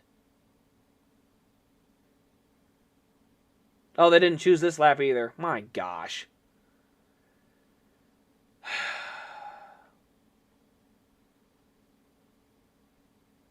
Unbelievable. I mean, they're just burning laps up at this point. They don't care. They don't give a crap at all. They do not care. Who the hell runs race control? Honest to God. I don't normally get this frustrated, but when I look at the numbers and I see why or when these cautions get brought out, and then I realized we've been under caution for 10 laps already. 10 laps? For a single car that was stuck on the track? 10 laps? For crying out loud. Yeah, that's why I didn't watch the race yesterday, Nicholas. I did. I had it on a side screen, but I was watching World of Outlaws because World of Outlaws actually has racing. Not 62 laps of yellow and 62 laps of green flag racing. Well, remember, yeah. No, they red flag things, Denny fan. So they red flag it for flips. But that being said, they had the whole car towed off and the thing cleaned and ready to go in like 4 minutes. Didn't take them very long. That's what I mean. NASCAR they are just sloppy. They're not buttoned up. All right, caution is finally done. We're finally back to green flag racing. Nemechek away with the lead. Now Custer's going to look to the bottom on Sammy Smith again. Ooh, big tire spin out of Brandon Jones. Here comes Chandler Smith to the bottom. He's going to go 3 wide.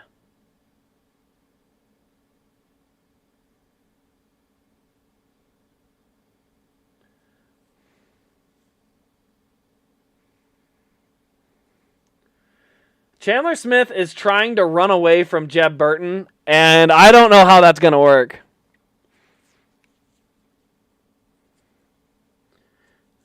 I'm trying to look at it here, because Jeb Burton said he was going to junk the 16, and the 16 has been running off hard into every corner.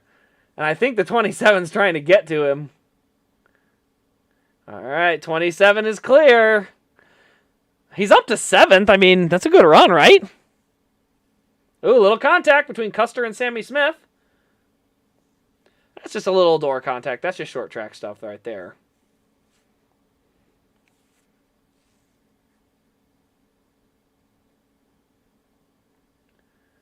All right, here comes Hemrick to the bottom. He's looking for 3rd on Sammy Smith.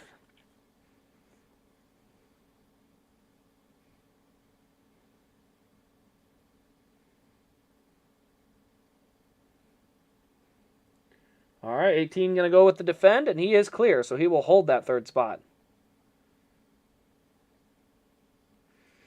All right, I'm trying to watch. Where's Chandler Smith?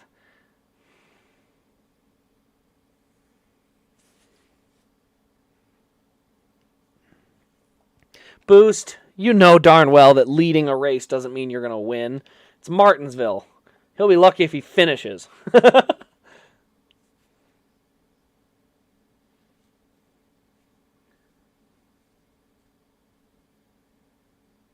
Oh, here we go. Hemrick to the inside again.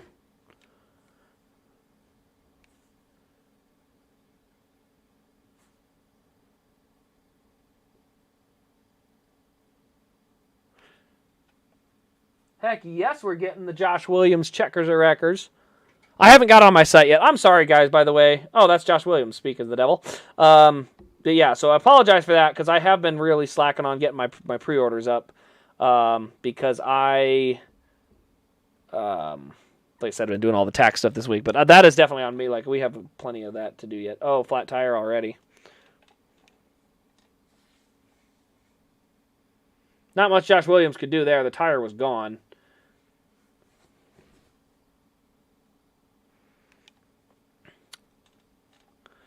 Okay. Here's the question. 163, there's still 100 laps to go? 90-some laps to go. I don't think you can pit yet. Yeah, I don't think you can pit yet. You don't want to use your tires up just yet.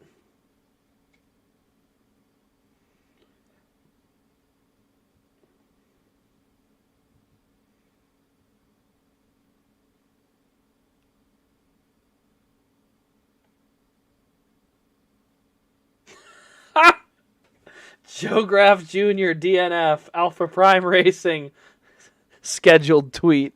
Ha! Yeah, you guys don't want me in jail.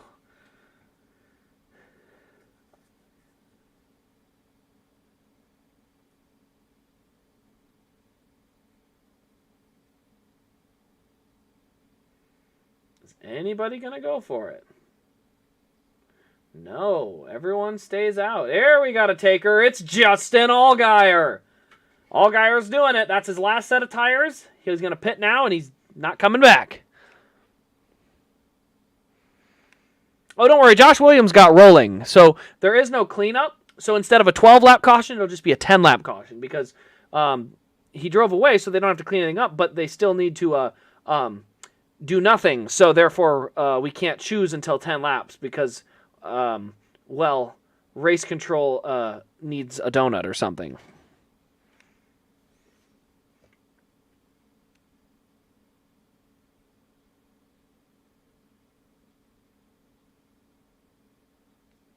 Noah Gragson hanging out up in the grandstands at Martinsville.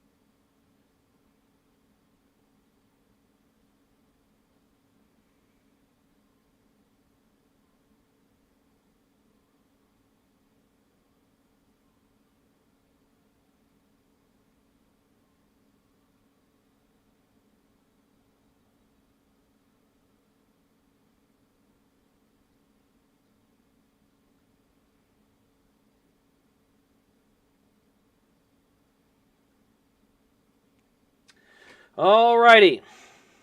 Trying to see who all pitted on that. I think we just have Justin Allgaier. Is that it? So we have Allgaier. Josh Williams needed a new tire. Kyle Weatherman pitted. Now that might be just for adjustments, but that could be his final stop of the day. Kyle Weatherman may be saying, this is it. This is my last set of tires. And if a caution comes out, I'm staying out. Could be an interesting option. Dawson Cram is the enemy of the people. And it's not even because, well, it isn't, and he didn't personally do anything. It's literally all stems to that 2020 championship race.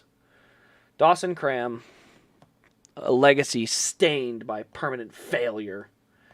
All from a race that he wasn't even in contention to win. I have an idea. Just going to throw it out there, NASCAR. Run the choose rule, and if you don't have the track clear to go green, just simply add a lap.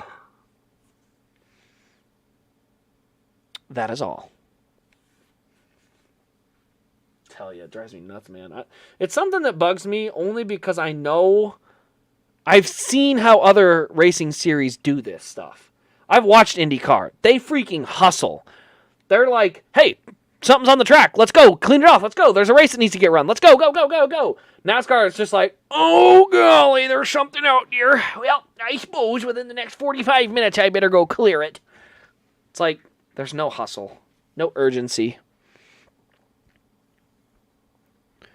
I don't stream on Fridays unless it's a new arrivals. So, Talladega is Saturday. So, no Friday stream next week. Green flag. Custer on the outside. He's going to try that this time.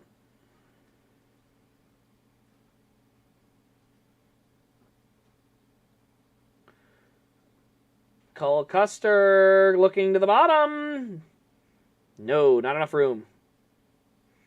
Meanwhile, Chandler Smith, he's trying to go around the top side. Still 80 laps to go, so it's not like it's a short run. We got a lot of racing left here yet.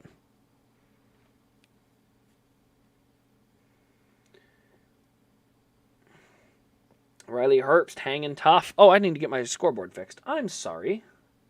There we go. Riley Herbst battling in. He's trying to hold fifth, I believe.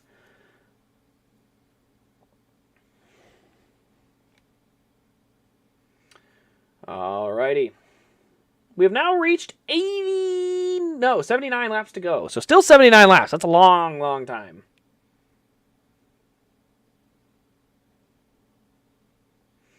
All right, keeping an eye on it right now. Ooh, little contact. Chandler Smith just sort of went in there and gave him a bump. Might have just been a little miscalculation on braking. It doesn't look like he was trying to shuck him too hard.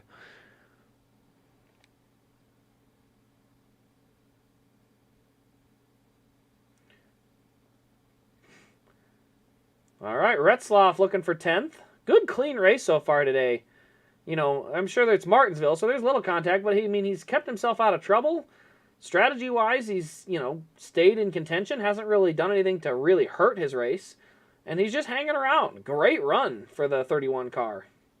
And not just that, let's shout out, but Jeb Burton and Parker Retzloff, those are both Jordan Anderson Racing cars. They're both in the top 10. So good job, Jordan Anderson Racing, getting a couple top 10 cars running out there. Now, long way to go. Sheldon Creed's going to send it. He had no room for it. I'm not 100% sure if that was 100% warranted, but he got the spot, so it was a bit of a dive bomb, but he certainly wasn't there, but he went for it anyway.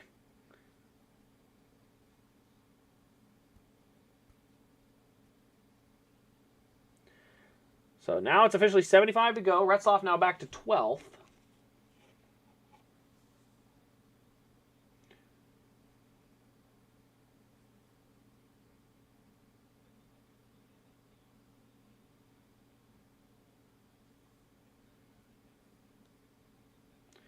Here comes Brandon Jones to the inside of Derek Kraus. That car's looking pretty sporty. Did that 9 car just suddenly find another gear? Boy, that car looks pretty dang quick.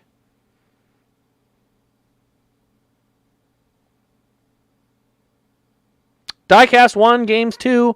Oh, you have a surgery. Ugh. Well, I hope it all goes well. What's maybe I shouldn't ask, but what's the surgery for? If you feel free to respond. No pressure. Still only a half a second lead for the 20 there, Nicholas. I wouldn't say that this is all said and done yet. Ooh, getting tight off that corner.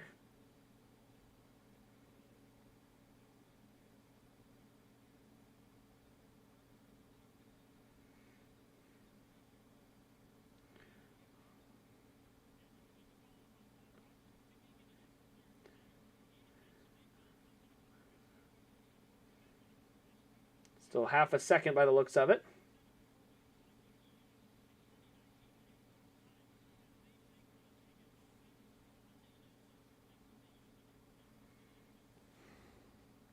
Hey, welcome on back.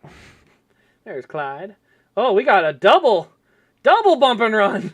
Barry on the bottom, Moffitt on the high side.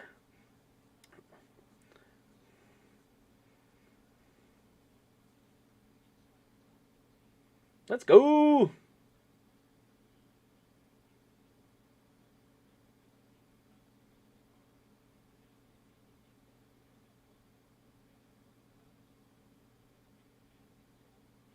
Here comes the 9. He's going after Chandler Smith now. Like I said, that car looked like it had a little bit, looked pretty sporty for where it was running.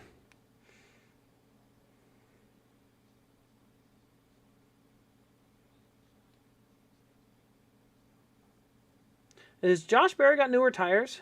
He does. Josh Berry has slightly newer tires. That has got to be noted. He does have slightly newer tires than these other guys.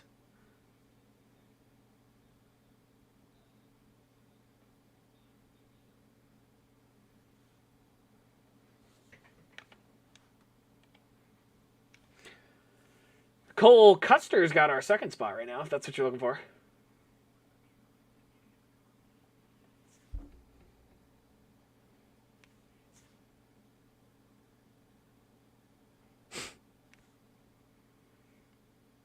All right, 67 to go. Jones on the inside of Chandler Smith.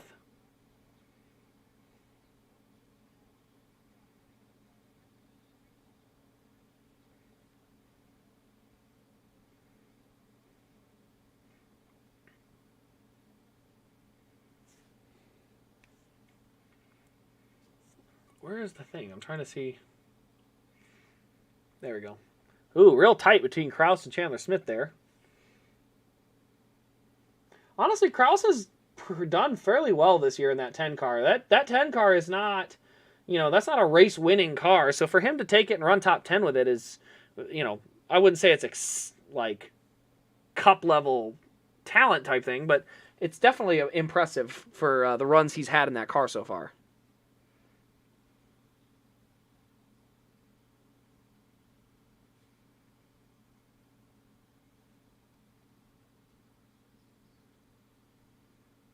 Tell you what, Custer he's still just a second back. There's still a lot of time left on this. Not going to lie, a little disappointed today in Parker Kligerman. Just hasn't had the speed. And I only say disappointed. I think they've had a great start to the year. I just hope that this isn't a sign of things to come.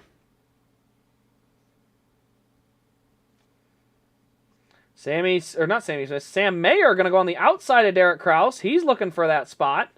He's starting to run the outside lane. Looks pretty good. I'm not going to lie. That one car going to get the spot. Went right around the outside of the 10. Good call there. I like the, using a different lane to go get that spot.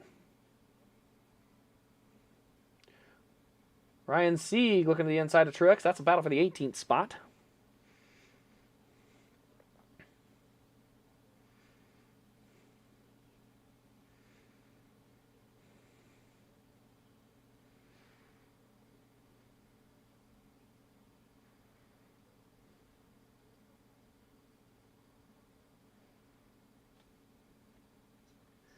Sam Mayer goes around the 16 as well.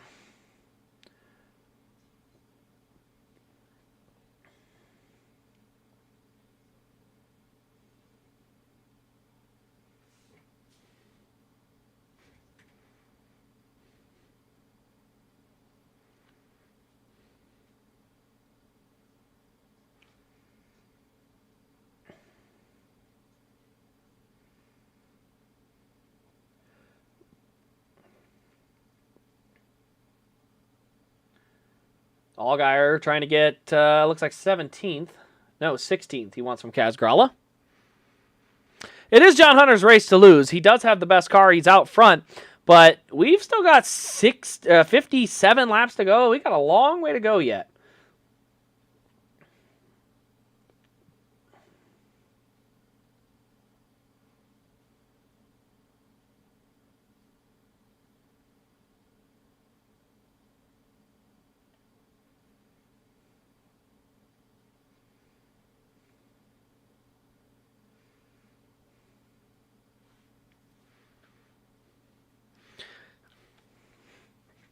I say we need more truck diecast, but then I realize I don't have a lot of love for the truck series the last couple years. They've turned into kind of a clown show. Ooh, Derek Kraus going to get a little aggressive, and they flip the camera. Are you kidding me? We have a great battle going right now for the 8th position. A lot of bumping and banging, and Fox just flipped to a guy running 15th. Here comes the 8. He's going to go 2 for 1, or at least he's trying to. Ooh, little door action on the 8. He's clear, and he is going away. Parker Retzloff coming with.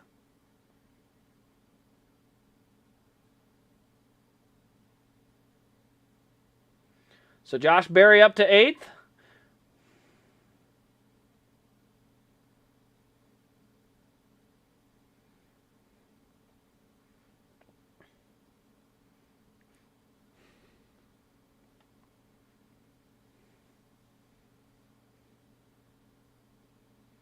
He's got a faster car, but I think he's too far back.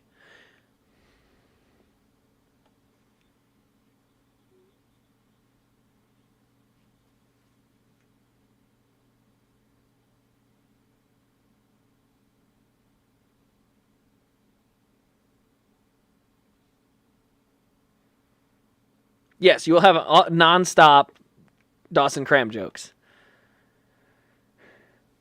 It's a rule in the chat. We're going to make it a rule.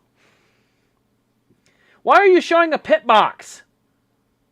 Don't show a pit box. Show us the race cars on the racetrack. Good God. I swear there are times where you have to explain to these guys what's going on the track is what people came to watch. It doesn't mean the guys on the box don't matter, but you don't put it as your full screen. You put it on a side window like, here's who these guys are. This guy, this guy, this guy. That's fine. But don't take away from all the other action to do it. Okay, Cole Custer starting to close in on the 20. May have burned up some of those tires. Cole Custer down under half a second.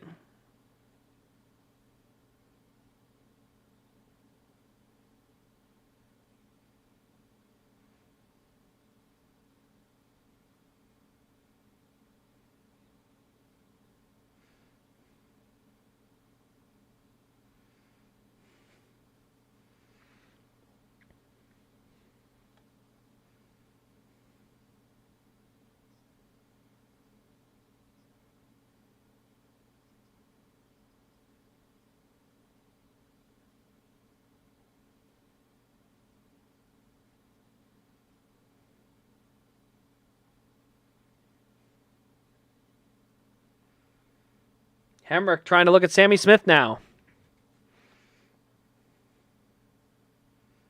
Oh, here comes Hemrick. He's got a great run. Good job. That was textbook. What's his lap times look like? He's close, but he's a long ways back. He'd have to close that gap down somehow. You know, I said I didn't think Josh Berry was going to be able to do it. But after lap traffic has started to play a factor, he's closing that gap. And he's doing it pretty quick. Josh Berry may not be out of this thing yet.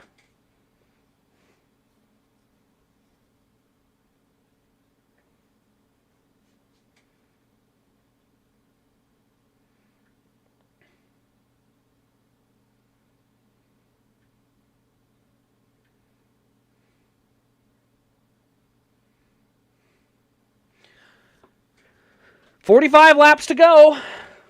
Josh Berry under 5.5 now. I said he's closing that gap up. It's all Ross Chastain's fault. Who riding the wall?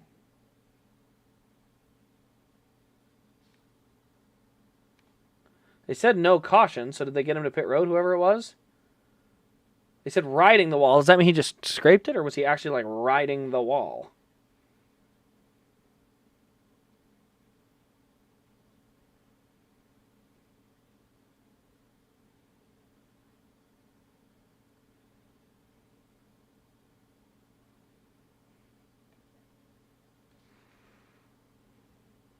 Oh, we got a freaking caution. God dang it.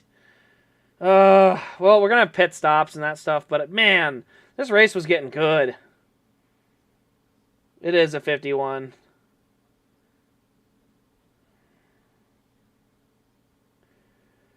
Oh, bummer. So Clemens into pit road. Obviously, I don't want his day to go bad, but Custer has to pit. I think everybody's pitting.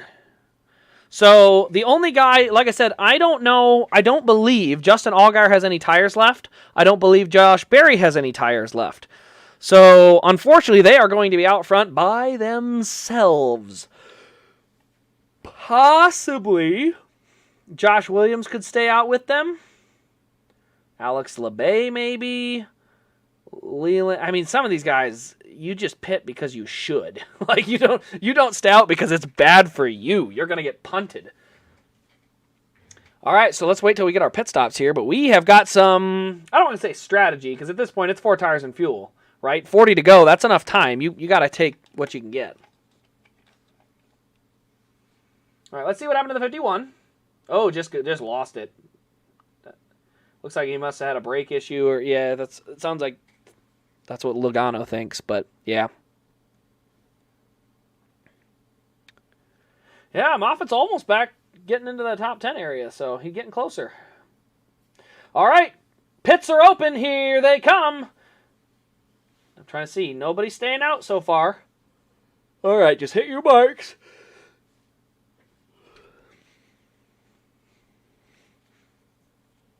That was actually oil from Dawson Cram's car up in that lane that he slipped on. All right, 8-car pit stop. So far, so good. All right, I'm curious. Josh Berry's on pit road. So do they have enough tires? I was under the impression they didn't have any extra tires. All right, 20-car is out. He has the lead, yes. So at the moment, it is going to be the 20, the 00, the 11, the 18 in the top 4. Josh Berry comes out in 5th, gains a couple of spots. 6, 7, 8, 9, 10. Looks like 10th will be Creed. 11th will be 12, 13, 14, 15. Oh, come on! Yeah, Chase is back. Moffitt lost 2 more spots. They got to get a better crew on there. Come on. They're not racing for a championship yet, but if they get into the playoffs, they're going to probably need a win, judging by the points. I didn't realize I miscounted how many guys are running.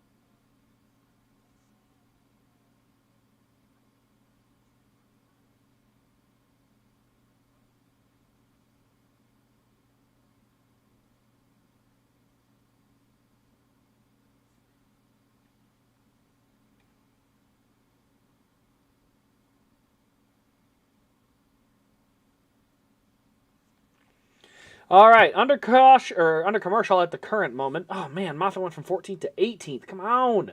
So Justin Allgaier and Alex LeBay stayed out. They are both. They're screwed. Like when I say they're screwed, they are screwed. They are going to get run over because they are going to be like a second slower than everybody else. But there's nothing else they can do. They're out of tires, you know. No, I don't see speeding.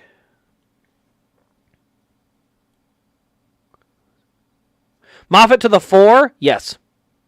Yes. Yes. Moffitt to the 4.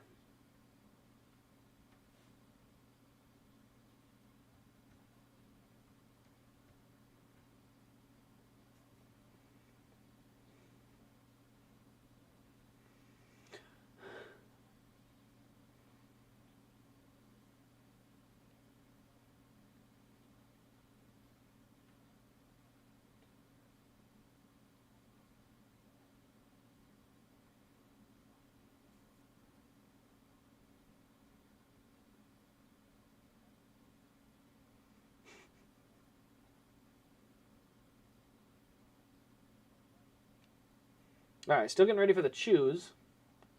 I do not see any speeding penalty, so it looks like he's all right.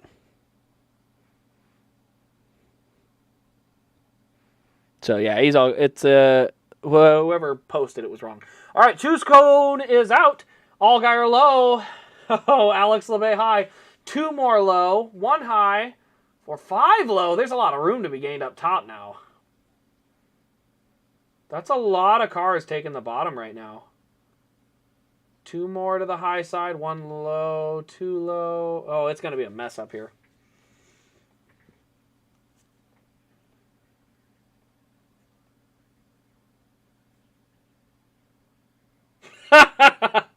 Just trying to pump you up. Yeah, you're about to get smoked.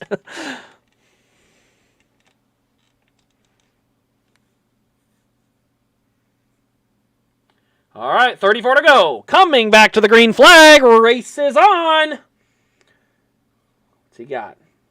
Great restart for the 7. Terrible restart for the 91.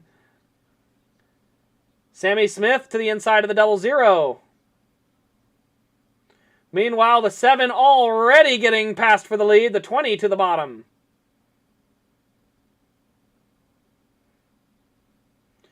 $18 coming with.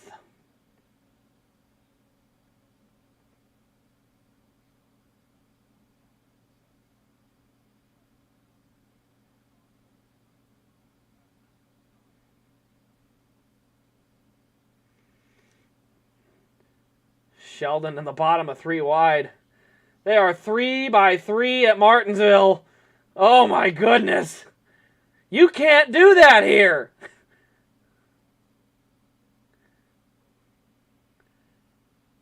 There's just not room, is there? Herb stays in it.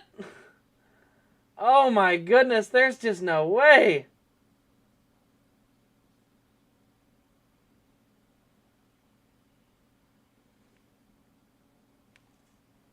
Ooh, a lot of contact. The 91 just got a real shuck. He went real high there.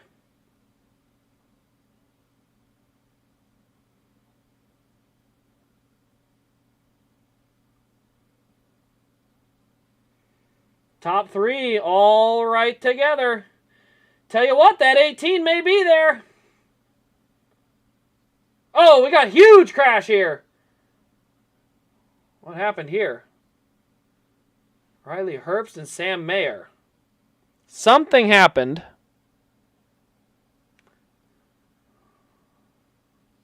Oh, wow, that thing's wrecked. Yeah, you're leaking fluid. What? Oh, they're probably telling him to stop. I kind of get it, but it's like, get down off the apron. Yeah, looks like that 98's probably toast.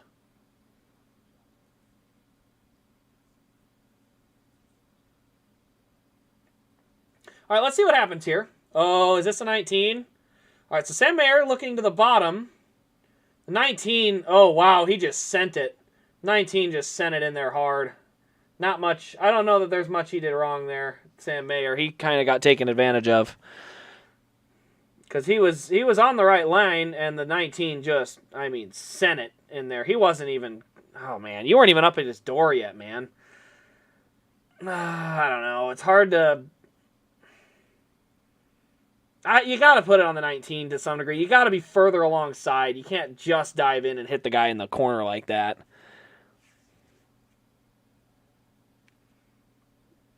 Man, that sucks for Herbst. He had such a good start to the season going points-wise. He's running 3rd in the points for the regular season point title, but I believe after tonight that's going to drop him down quite a bit. Currently, the final guy in the playoffs on points is Parker Kligerman.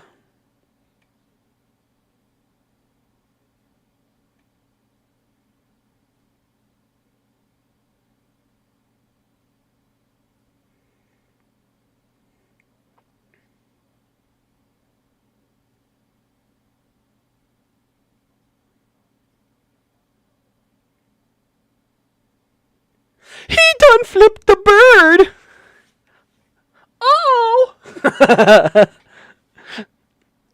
The old one-finger salute. Short track racing is so fun. 26 to go.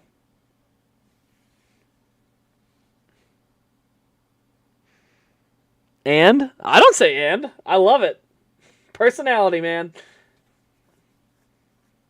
Here's a problem. These guys have too nice of helmets. They need grubbier, junkier helmets that they're willing to throw. Throw the helmet.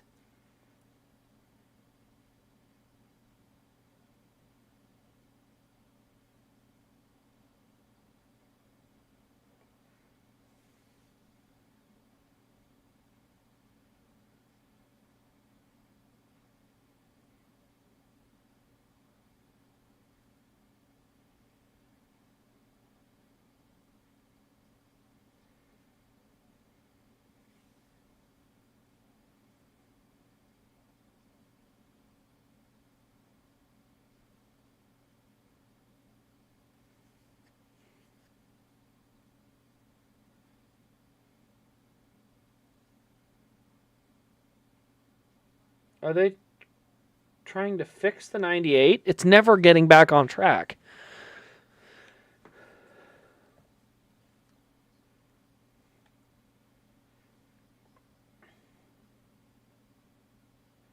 Ah, good. Snow in the forecast.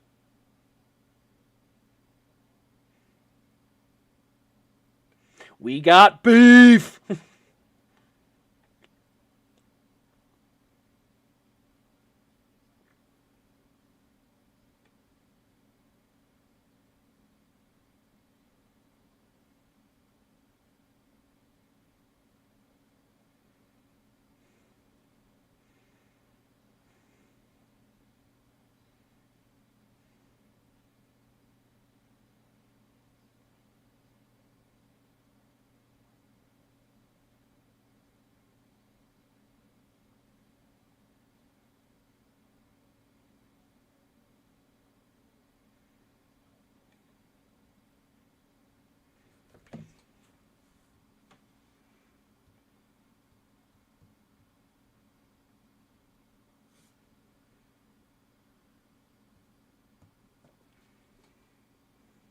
24 to go.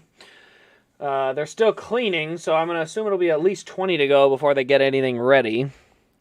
20 to go. I got a bad feeling this is about to turn into absolute bumper cars. So, yeah.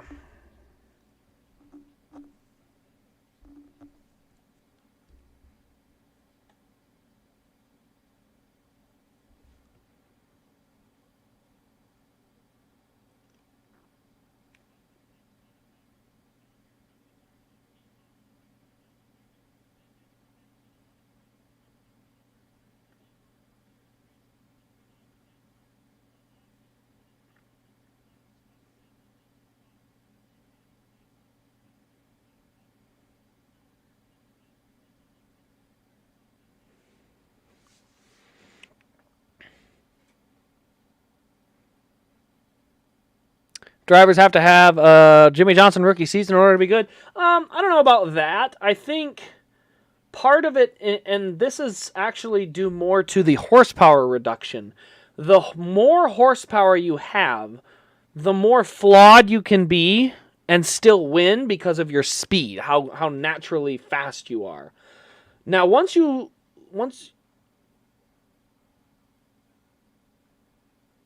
limit, hold on, I'm listening to this Ryan Truex's radio.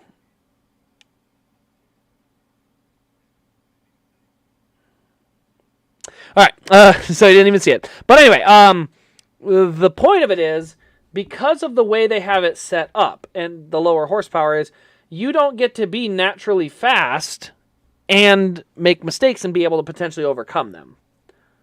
You know, that was something that did happen to a lot of people in their rookie seasons. They would be really fast. They'd make mistakes, but they'd be so fast they could overcome it because they were over pushing the car. However, what happens, and what we see now, is because of the lack of it, the more refined your racecraft is, the better you end up being. So it takes a while to really refine it, and that's what you're seeing now. Still not choosing, so I guess it'll be 19 or 18 to go. Helmets cost money? Exactly. That's why you paint them flat black like Junior did, so you're willing to throw them.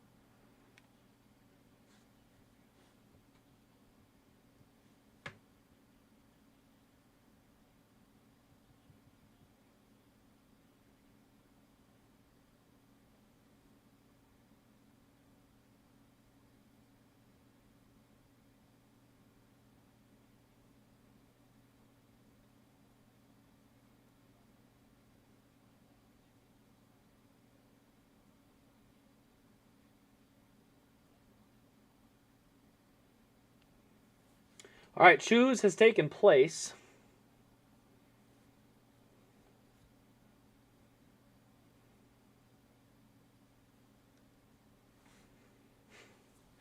Trying to see where Allgaier. He's third row inside. Interesting spot. Coming to the restart zone. Really big launch. Huge launch for the 20. My goodness, he is gone. Didn't even have to get through the first set of corners. He was already gone before they got there.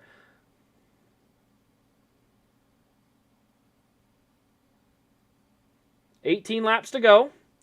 I imagine the pushing and shoving is about to go up, up, up, up, up, up, up.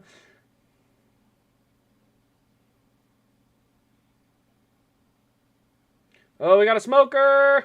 Can't see it. Green flag still. So let's see what the 18 and the 00 got. If they got anything, they're going to have to close it out. Oh, big shot to the back of the 18. That, I think might have just been mistimed. I think he was just trying to get to him or roll the corner, and he just happened to catch him in a bad time. All right, front's closing together. 16 to go.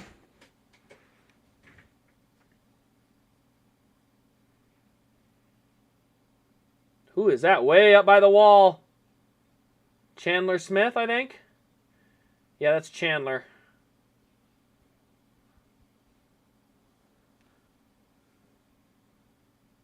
Yeah, he's struggling. Ooh, the 10 going to sail it in on the high side.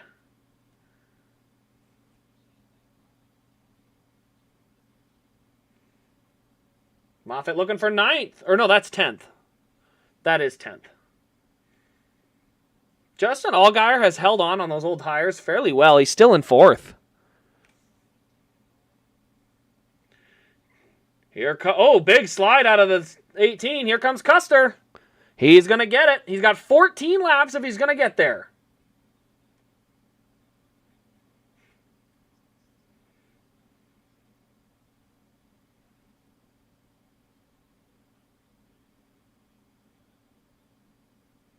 Six-tenth of a second lead. He's going to have to get in there.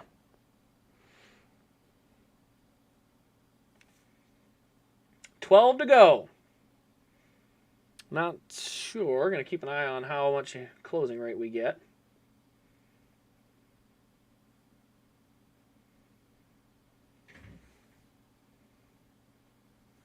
Justin Allgaier battle that's with Brandon Jones. That battle is for 6th. Sorry, I'm not watching the chat as much. I'm preoccupied with some incredible short track racing.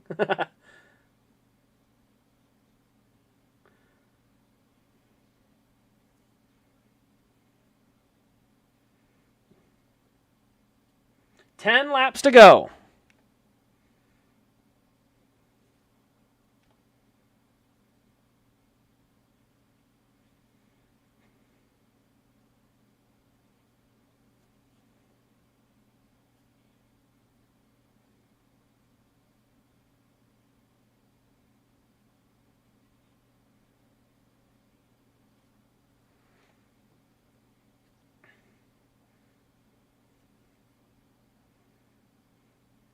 You know, for side-by-side battling, the 9 and the 7 are doing, they're not... I thought they would be having a lot of cars right behind them, but it's actually kind of spread out right behind them. Cole Custer has yet to close the gap, so it's still about a half a second. Not a lot of gains being made for Custer. 8 to go.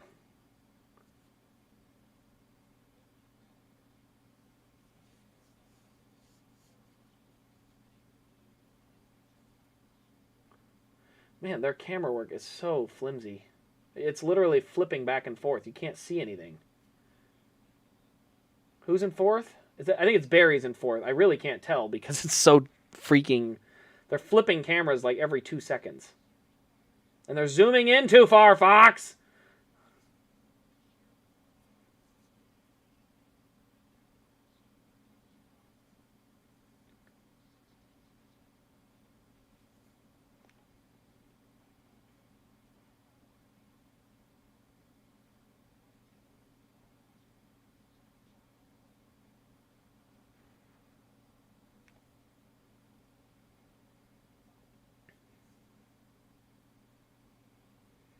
There is a huge batch of cars behind Daniel Hemrick. Daniel Hemrick and Sheldon Creed are like stacked up. Everybody's within a second there. There's a big batch of cars. Tell you what, 5 to go. He's closed it down a little, but I just don't think he's got enough time to get there.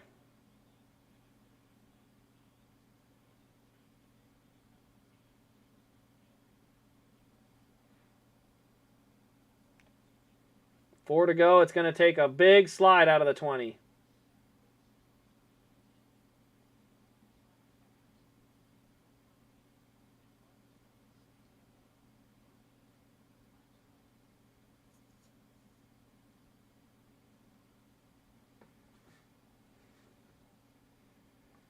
Three to go. He stretched it out a little bit, so it's actually getting even better.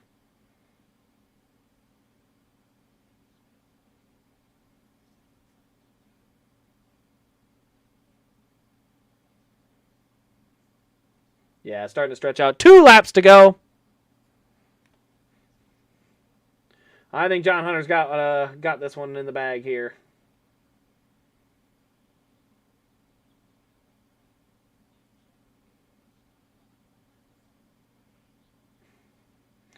God, the camera work is so bad. Trying to see where the third place car is, and they're zoomed in so far. Yeah, there's a battle for second. We can't see it because the stupid Fox camera is zoomed in on a bumper. My God. All right, so John Hunter's going to get the win. Nothing surprising there. Caution. There's a caution. I can't tell what it's for. Fox, for the love of God, will you work on your freaking cameras? There's a crash on the backstretch. Sheldon Creed just got wrecked out of 9th, and we don't know anything because Fox is busy showing a freaking baby. This is the type of broadcasting crap that we're talking about. Yes, Creed. I think Creed was in 7th or 8th. No, Creed was in 10th. I think it may have been Chandler Smith and him got together. But regardless, my problem with this entire situation is they are so focused on, we're going to create some storyline by showing people instead of showing what happened. Cole Custer got knocked clear up the track and lost a couple spots. No, he did. Oh, wow, what a race to the line. Custer did get 3rd. But we missed all of it because these freaking idiots that run the cameras don't show it. Ugh. No, I'm not going to calm down. This is to a point that it's killing the sport. Have you guys watched? I'm watching IndyCar tomorrow at the same time as NASCAR because I want you guys to be able to see side by side what a good, legitimate broadcast looks like and what a bad broadcast looks like. Oh, the car's burning up again.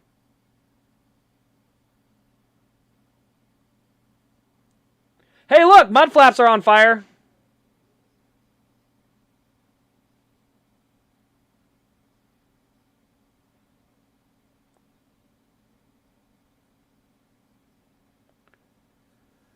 Oh, okay, well.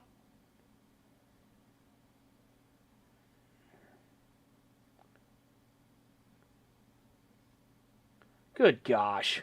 There you go, NASCAR. These stupid mud flaps are literally to the point where they're creating these problems. I think they should probably have those mud flaps be detachable. So if the rain starts, you just put them in with a pin. But I mean, good grief. He just wrecked a race car. I'm sure he's not real thrilled about that. Race-winning car now burned up.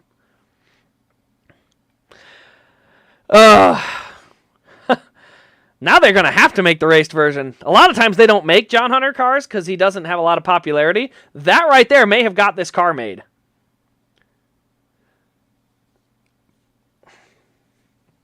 Now, again, that being said, let's get down through the first post-race interviews. I'm going to go back and touch on the camera work and the awful job Fox has been doing on the broadcast side.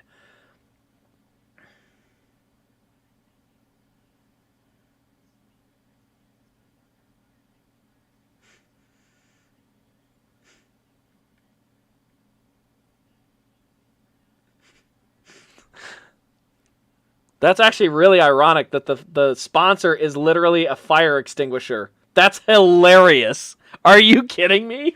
He's sponsored by a fire extinguisher. That is the greatest publicity ever. Boy, I bet they're real happy about that sponsorship. That worked out perfectly.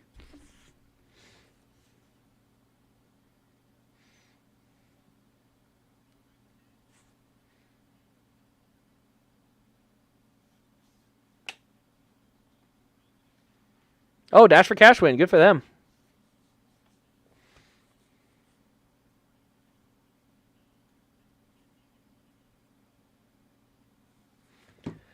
All right. Well, anyway, guys, let's go back and touch on the broadcast quick, now that they're kind of done with the post-race interviews. So what I was talking about with the broadcast, on the last lap, Sammy Smith gave Cole Custer a big old shot, knocked him up the hill, and Cole Custer, Josh Berry drag race to the line. In the old school, what NASCAR would do, or I shouldn't say NASCAR, what the broadcast would do, they'd be showing the camera from the roof, but they would zoom out. They'd be really zoomed out so you could see from the start-finish line all the way down to the corner and then partially part of the way around the corner. They would just do that because they would say, well, our viewers knows who's up front, so we don't really need to zoom in super close because they'll be able to see it. Now, what we see this year, for some, not even this year, this has been happening for a while, but they zoom in so close to the car in front, you literally cannot see what's happening behind them. And they missed it. They missed whatever happened to Sammy Smith and Cole Custer. To this point, we still don't know what happened to Sheldon Creed. Like I said, I think it was something to do with Parker Retzloff and Chandler Smith. That's who he was battling with. But we missed that as well, so we don't know what happened on the backstretch that cost him a great run, or a solid run, top 10. Okay, now they're going to finally touch on the crash. Let's see here. Oh, boy. Retzloff at the bottom. Oh, Chandler Smith went way up the hill. Or got into the door of the 19. Let's see here. Oh, the 19 just stuffed the wall and then caught the front bumper. So, no, not really an intentional wreck. I knew they were all racing for that position because those positions had been swapping. But, yeah, that's nobody's fault, actually. I looked at it now. That's not an intentional wreck or anything like that. He was in the corner of somebody's bumper while they were in there. So, yeah, he wrecks himself. He obviously, I assume, expected the 19 to be clear of him, not be in the fence. So when he slows up, all of a sudden he's no longer clear, and then, yeah, catches him in the corner. So no issue there as far as, like, driver fault. Now, that being said, still extremely frustrating that we missed all of the action because the focus camera was zoomed in so close on the front bumper you could have seen a fly. So, that's the frustrating part. The frustrating part as a race fan is when you're watching the race. You're watching it unfold. John Hunter's got a 1 point something. I think it was about a 1.5 second lead.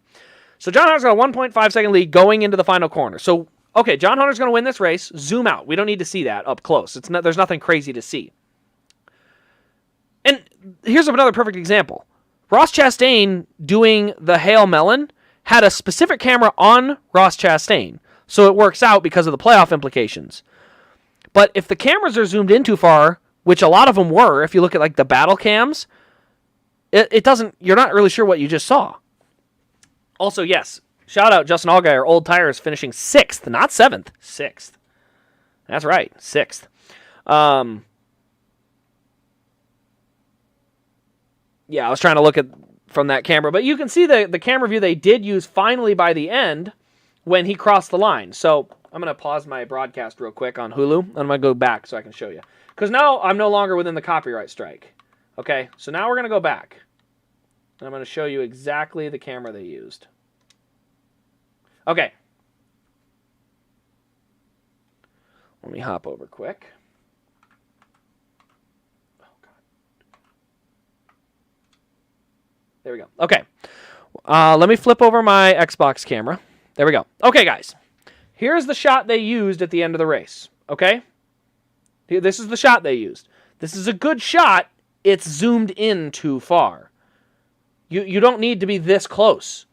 This camera is not located on the fence. It's back a ways. Zoom this thing back a little bit. Not a lot. But here's the other problem. Oh, whoops. I just hit a button. My bad. I need to go back to here. Okay.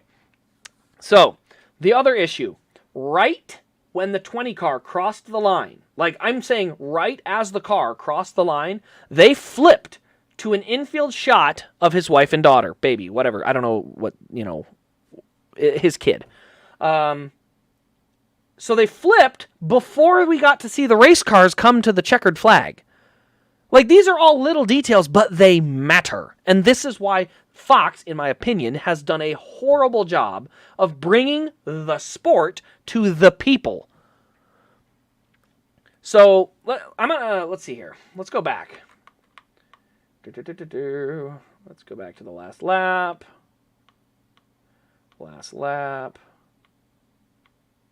Okay. So we're going to go back to the last lap quick. Yep, so this is the final lap. Watch how quickly they flip away from this. So they're going to come through this. And then look how zoomed in they are. You can't even fit the full car in the frame. I'm not going to go back, but you saw that point of it. All right, so let's go back quick. Comes out of turn 4. Zoomed in too far. Finally, they're starting to zoom back, and here they come to the line. Oh, I'm sorry, we missed it. We don't know who got to the line first because we're showing a baby and his wife. Great job for them to celebrate, but it's not imperative. In other words, if they had to wait 10, 20 seconds to show them celebrating, we didn't miss anything. Instead, we missed Josh Berry and Cole Custer battling to the line instead of watching that. So this is why I got so frustrated. Like I said, I don't feel like, yes, it's a rant. I do that a lot. That's part of my thing. But that's the type of thing that absolutely floors me. I'm here to watch the race. John Hunter won the race. Okay. Sammy Smith got second. Okay. Battle for third is flip. You're not going to get to see that part of it. I'm sorry. Why not? Like, that matters. Who gets to the line matters to the finishing position. That's why I tuned in. Now, it's not the winner, but it still matters. There's still something to be earned, which is the third place finish. So, I don't know. That's the type of thing that drives me nuts, is zooming in too far, not showing the racetrack and the race cars. It was a good race, though. Honestly, that was a great Martinsville race. Xfinity puts on a great race almost everywhere they go. That was awesome.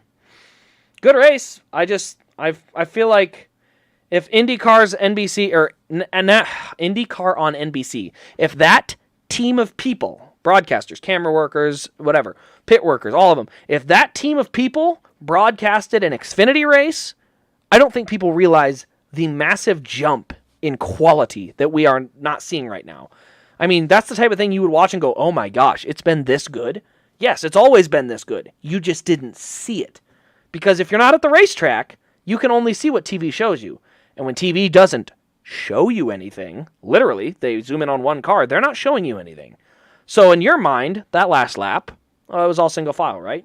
No, there's a lot of battles. The difference is you, the viewer, didn't get to see them because TV failed to do their job of bringing the racing action to you. So, like I said, guys, obviously a little heated. Not about the winner, not even about the race. Literally all on the broadcast. That is between the broadcast and the race control. Those two things alone are setting the sport back 50 plus years. They're that bad.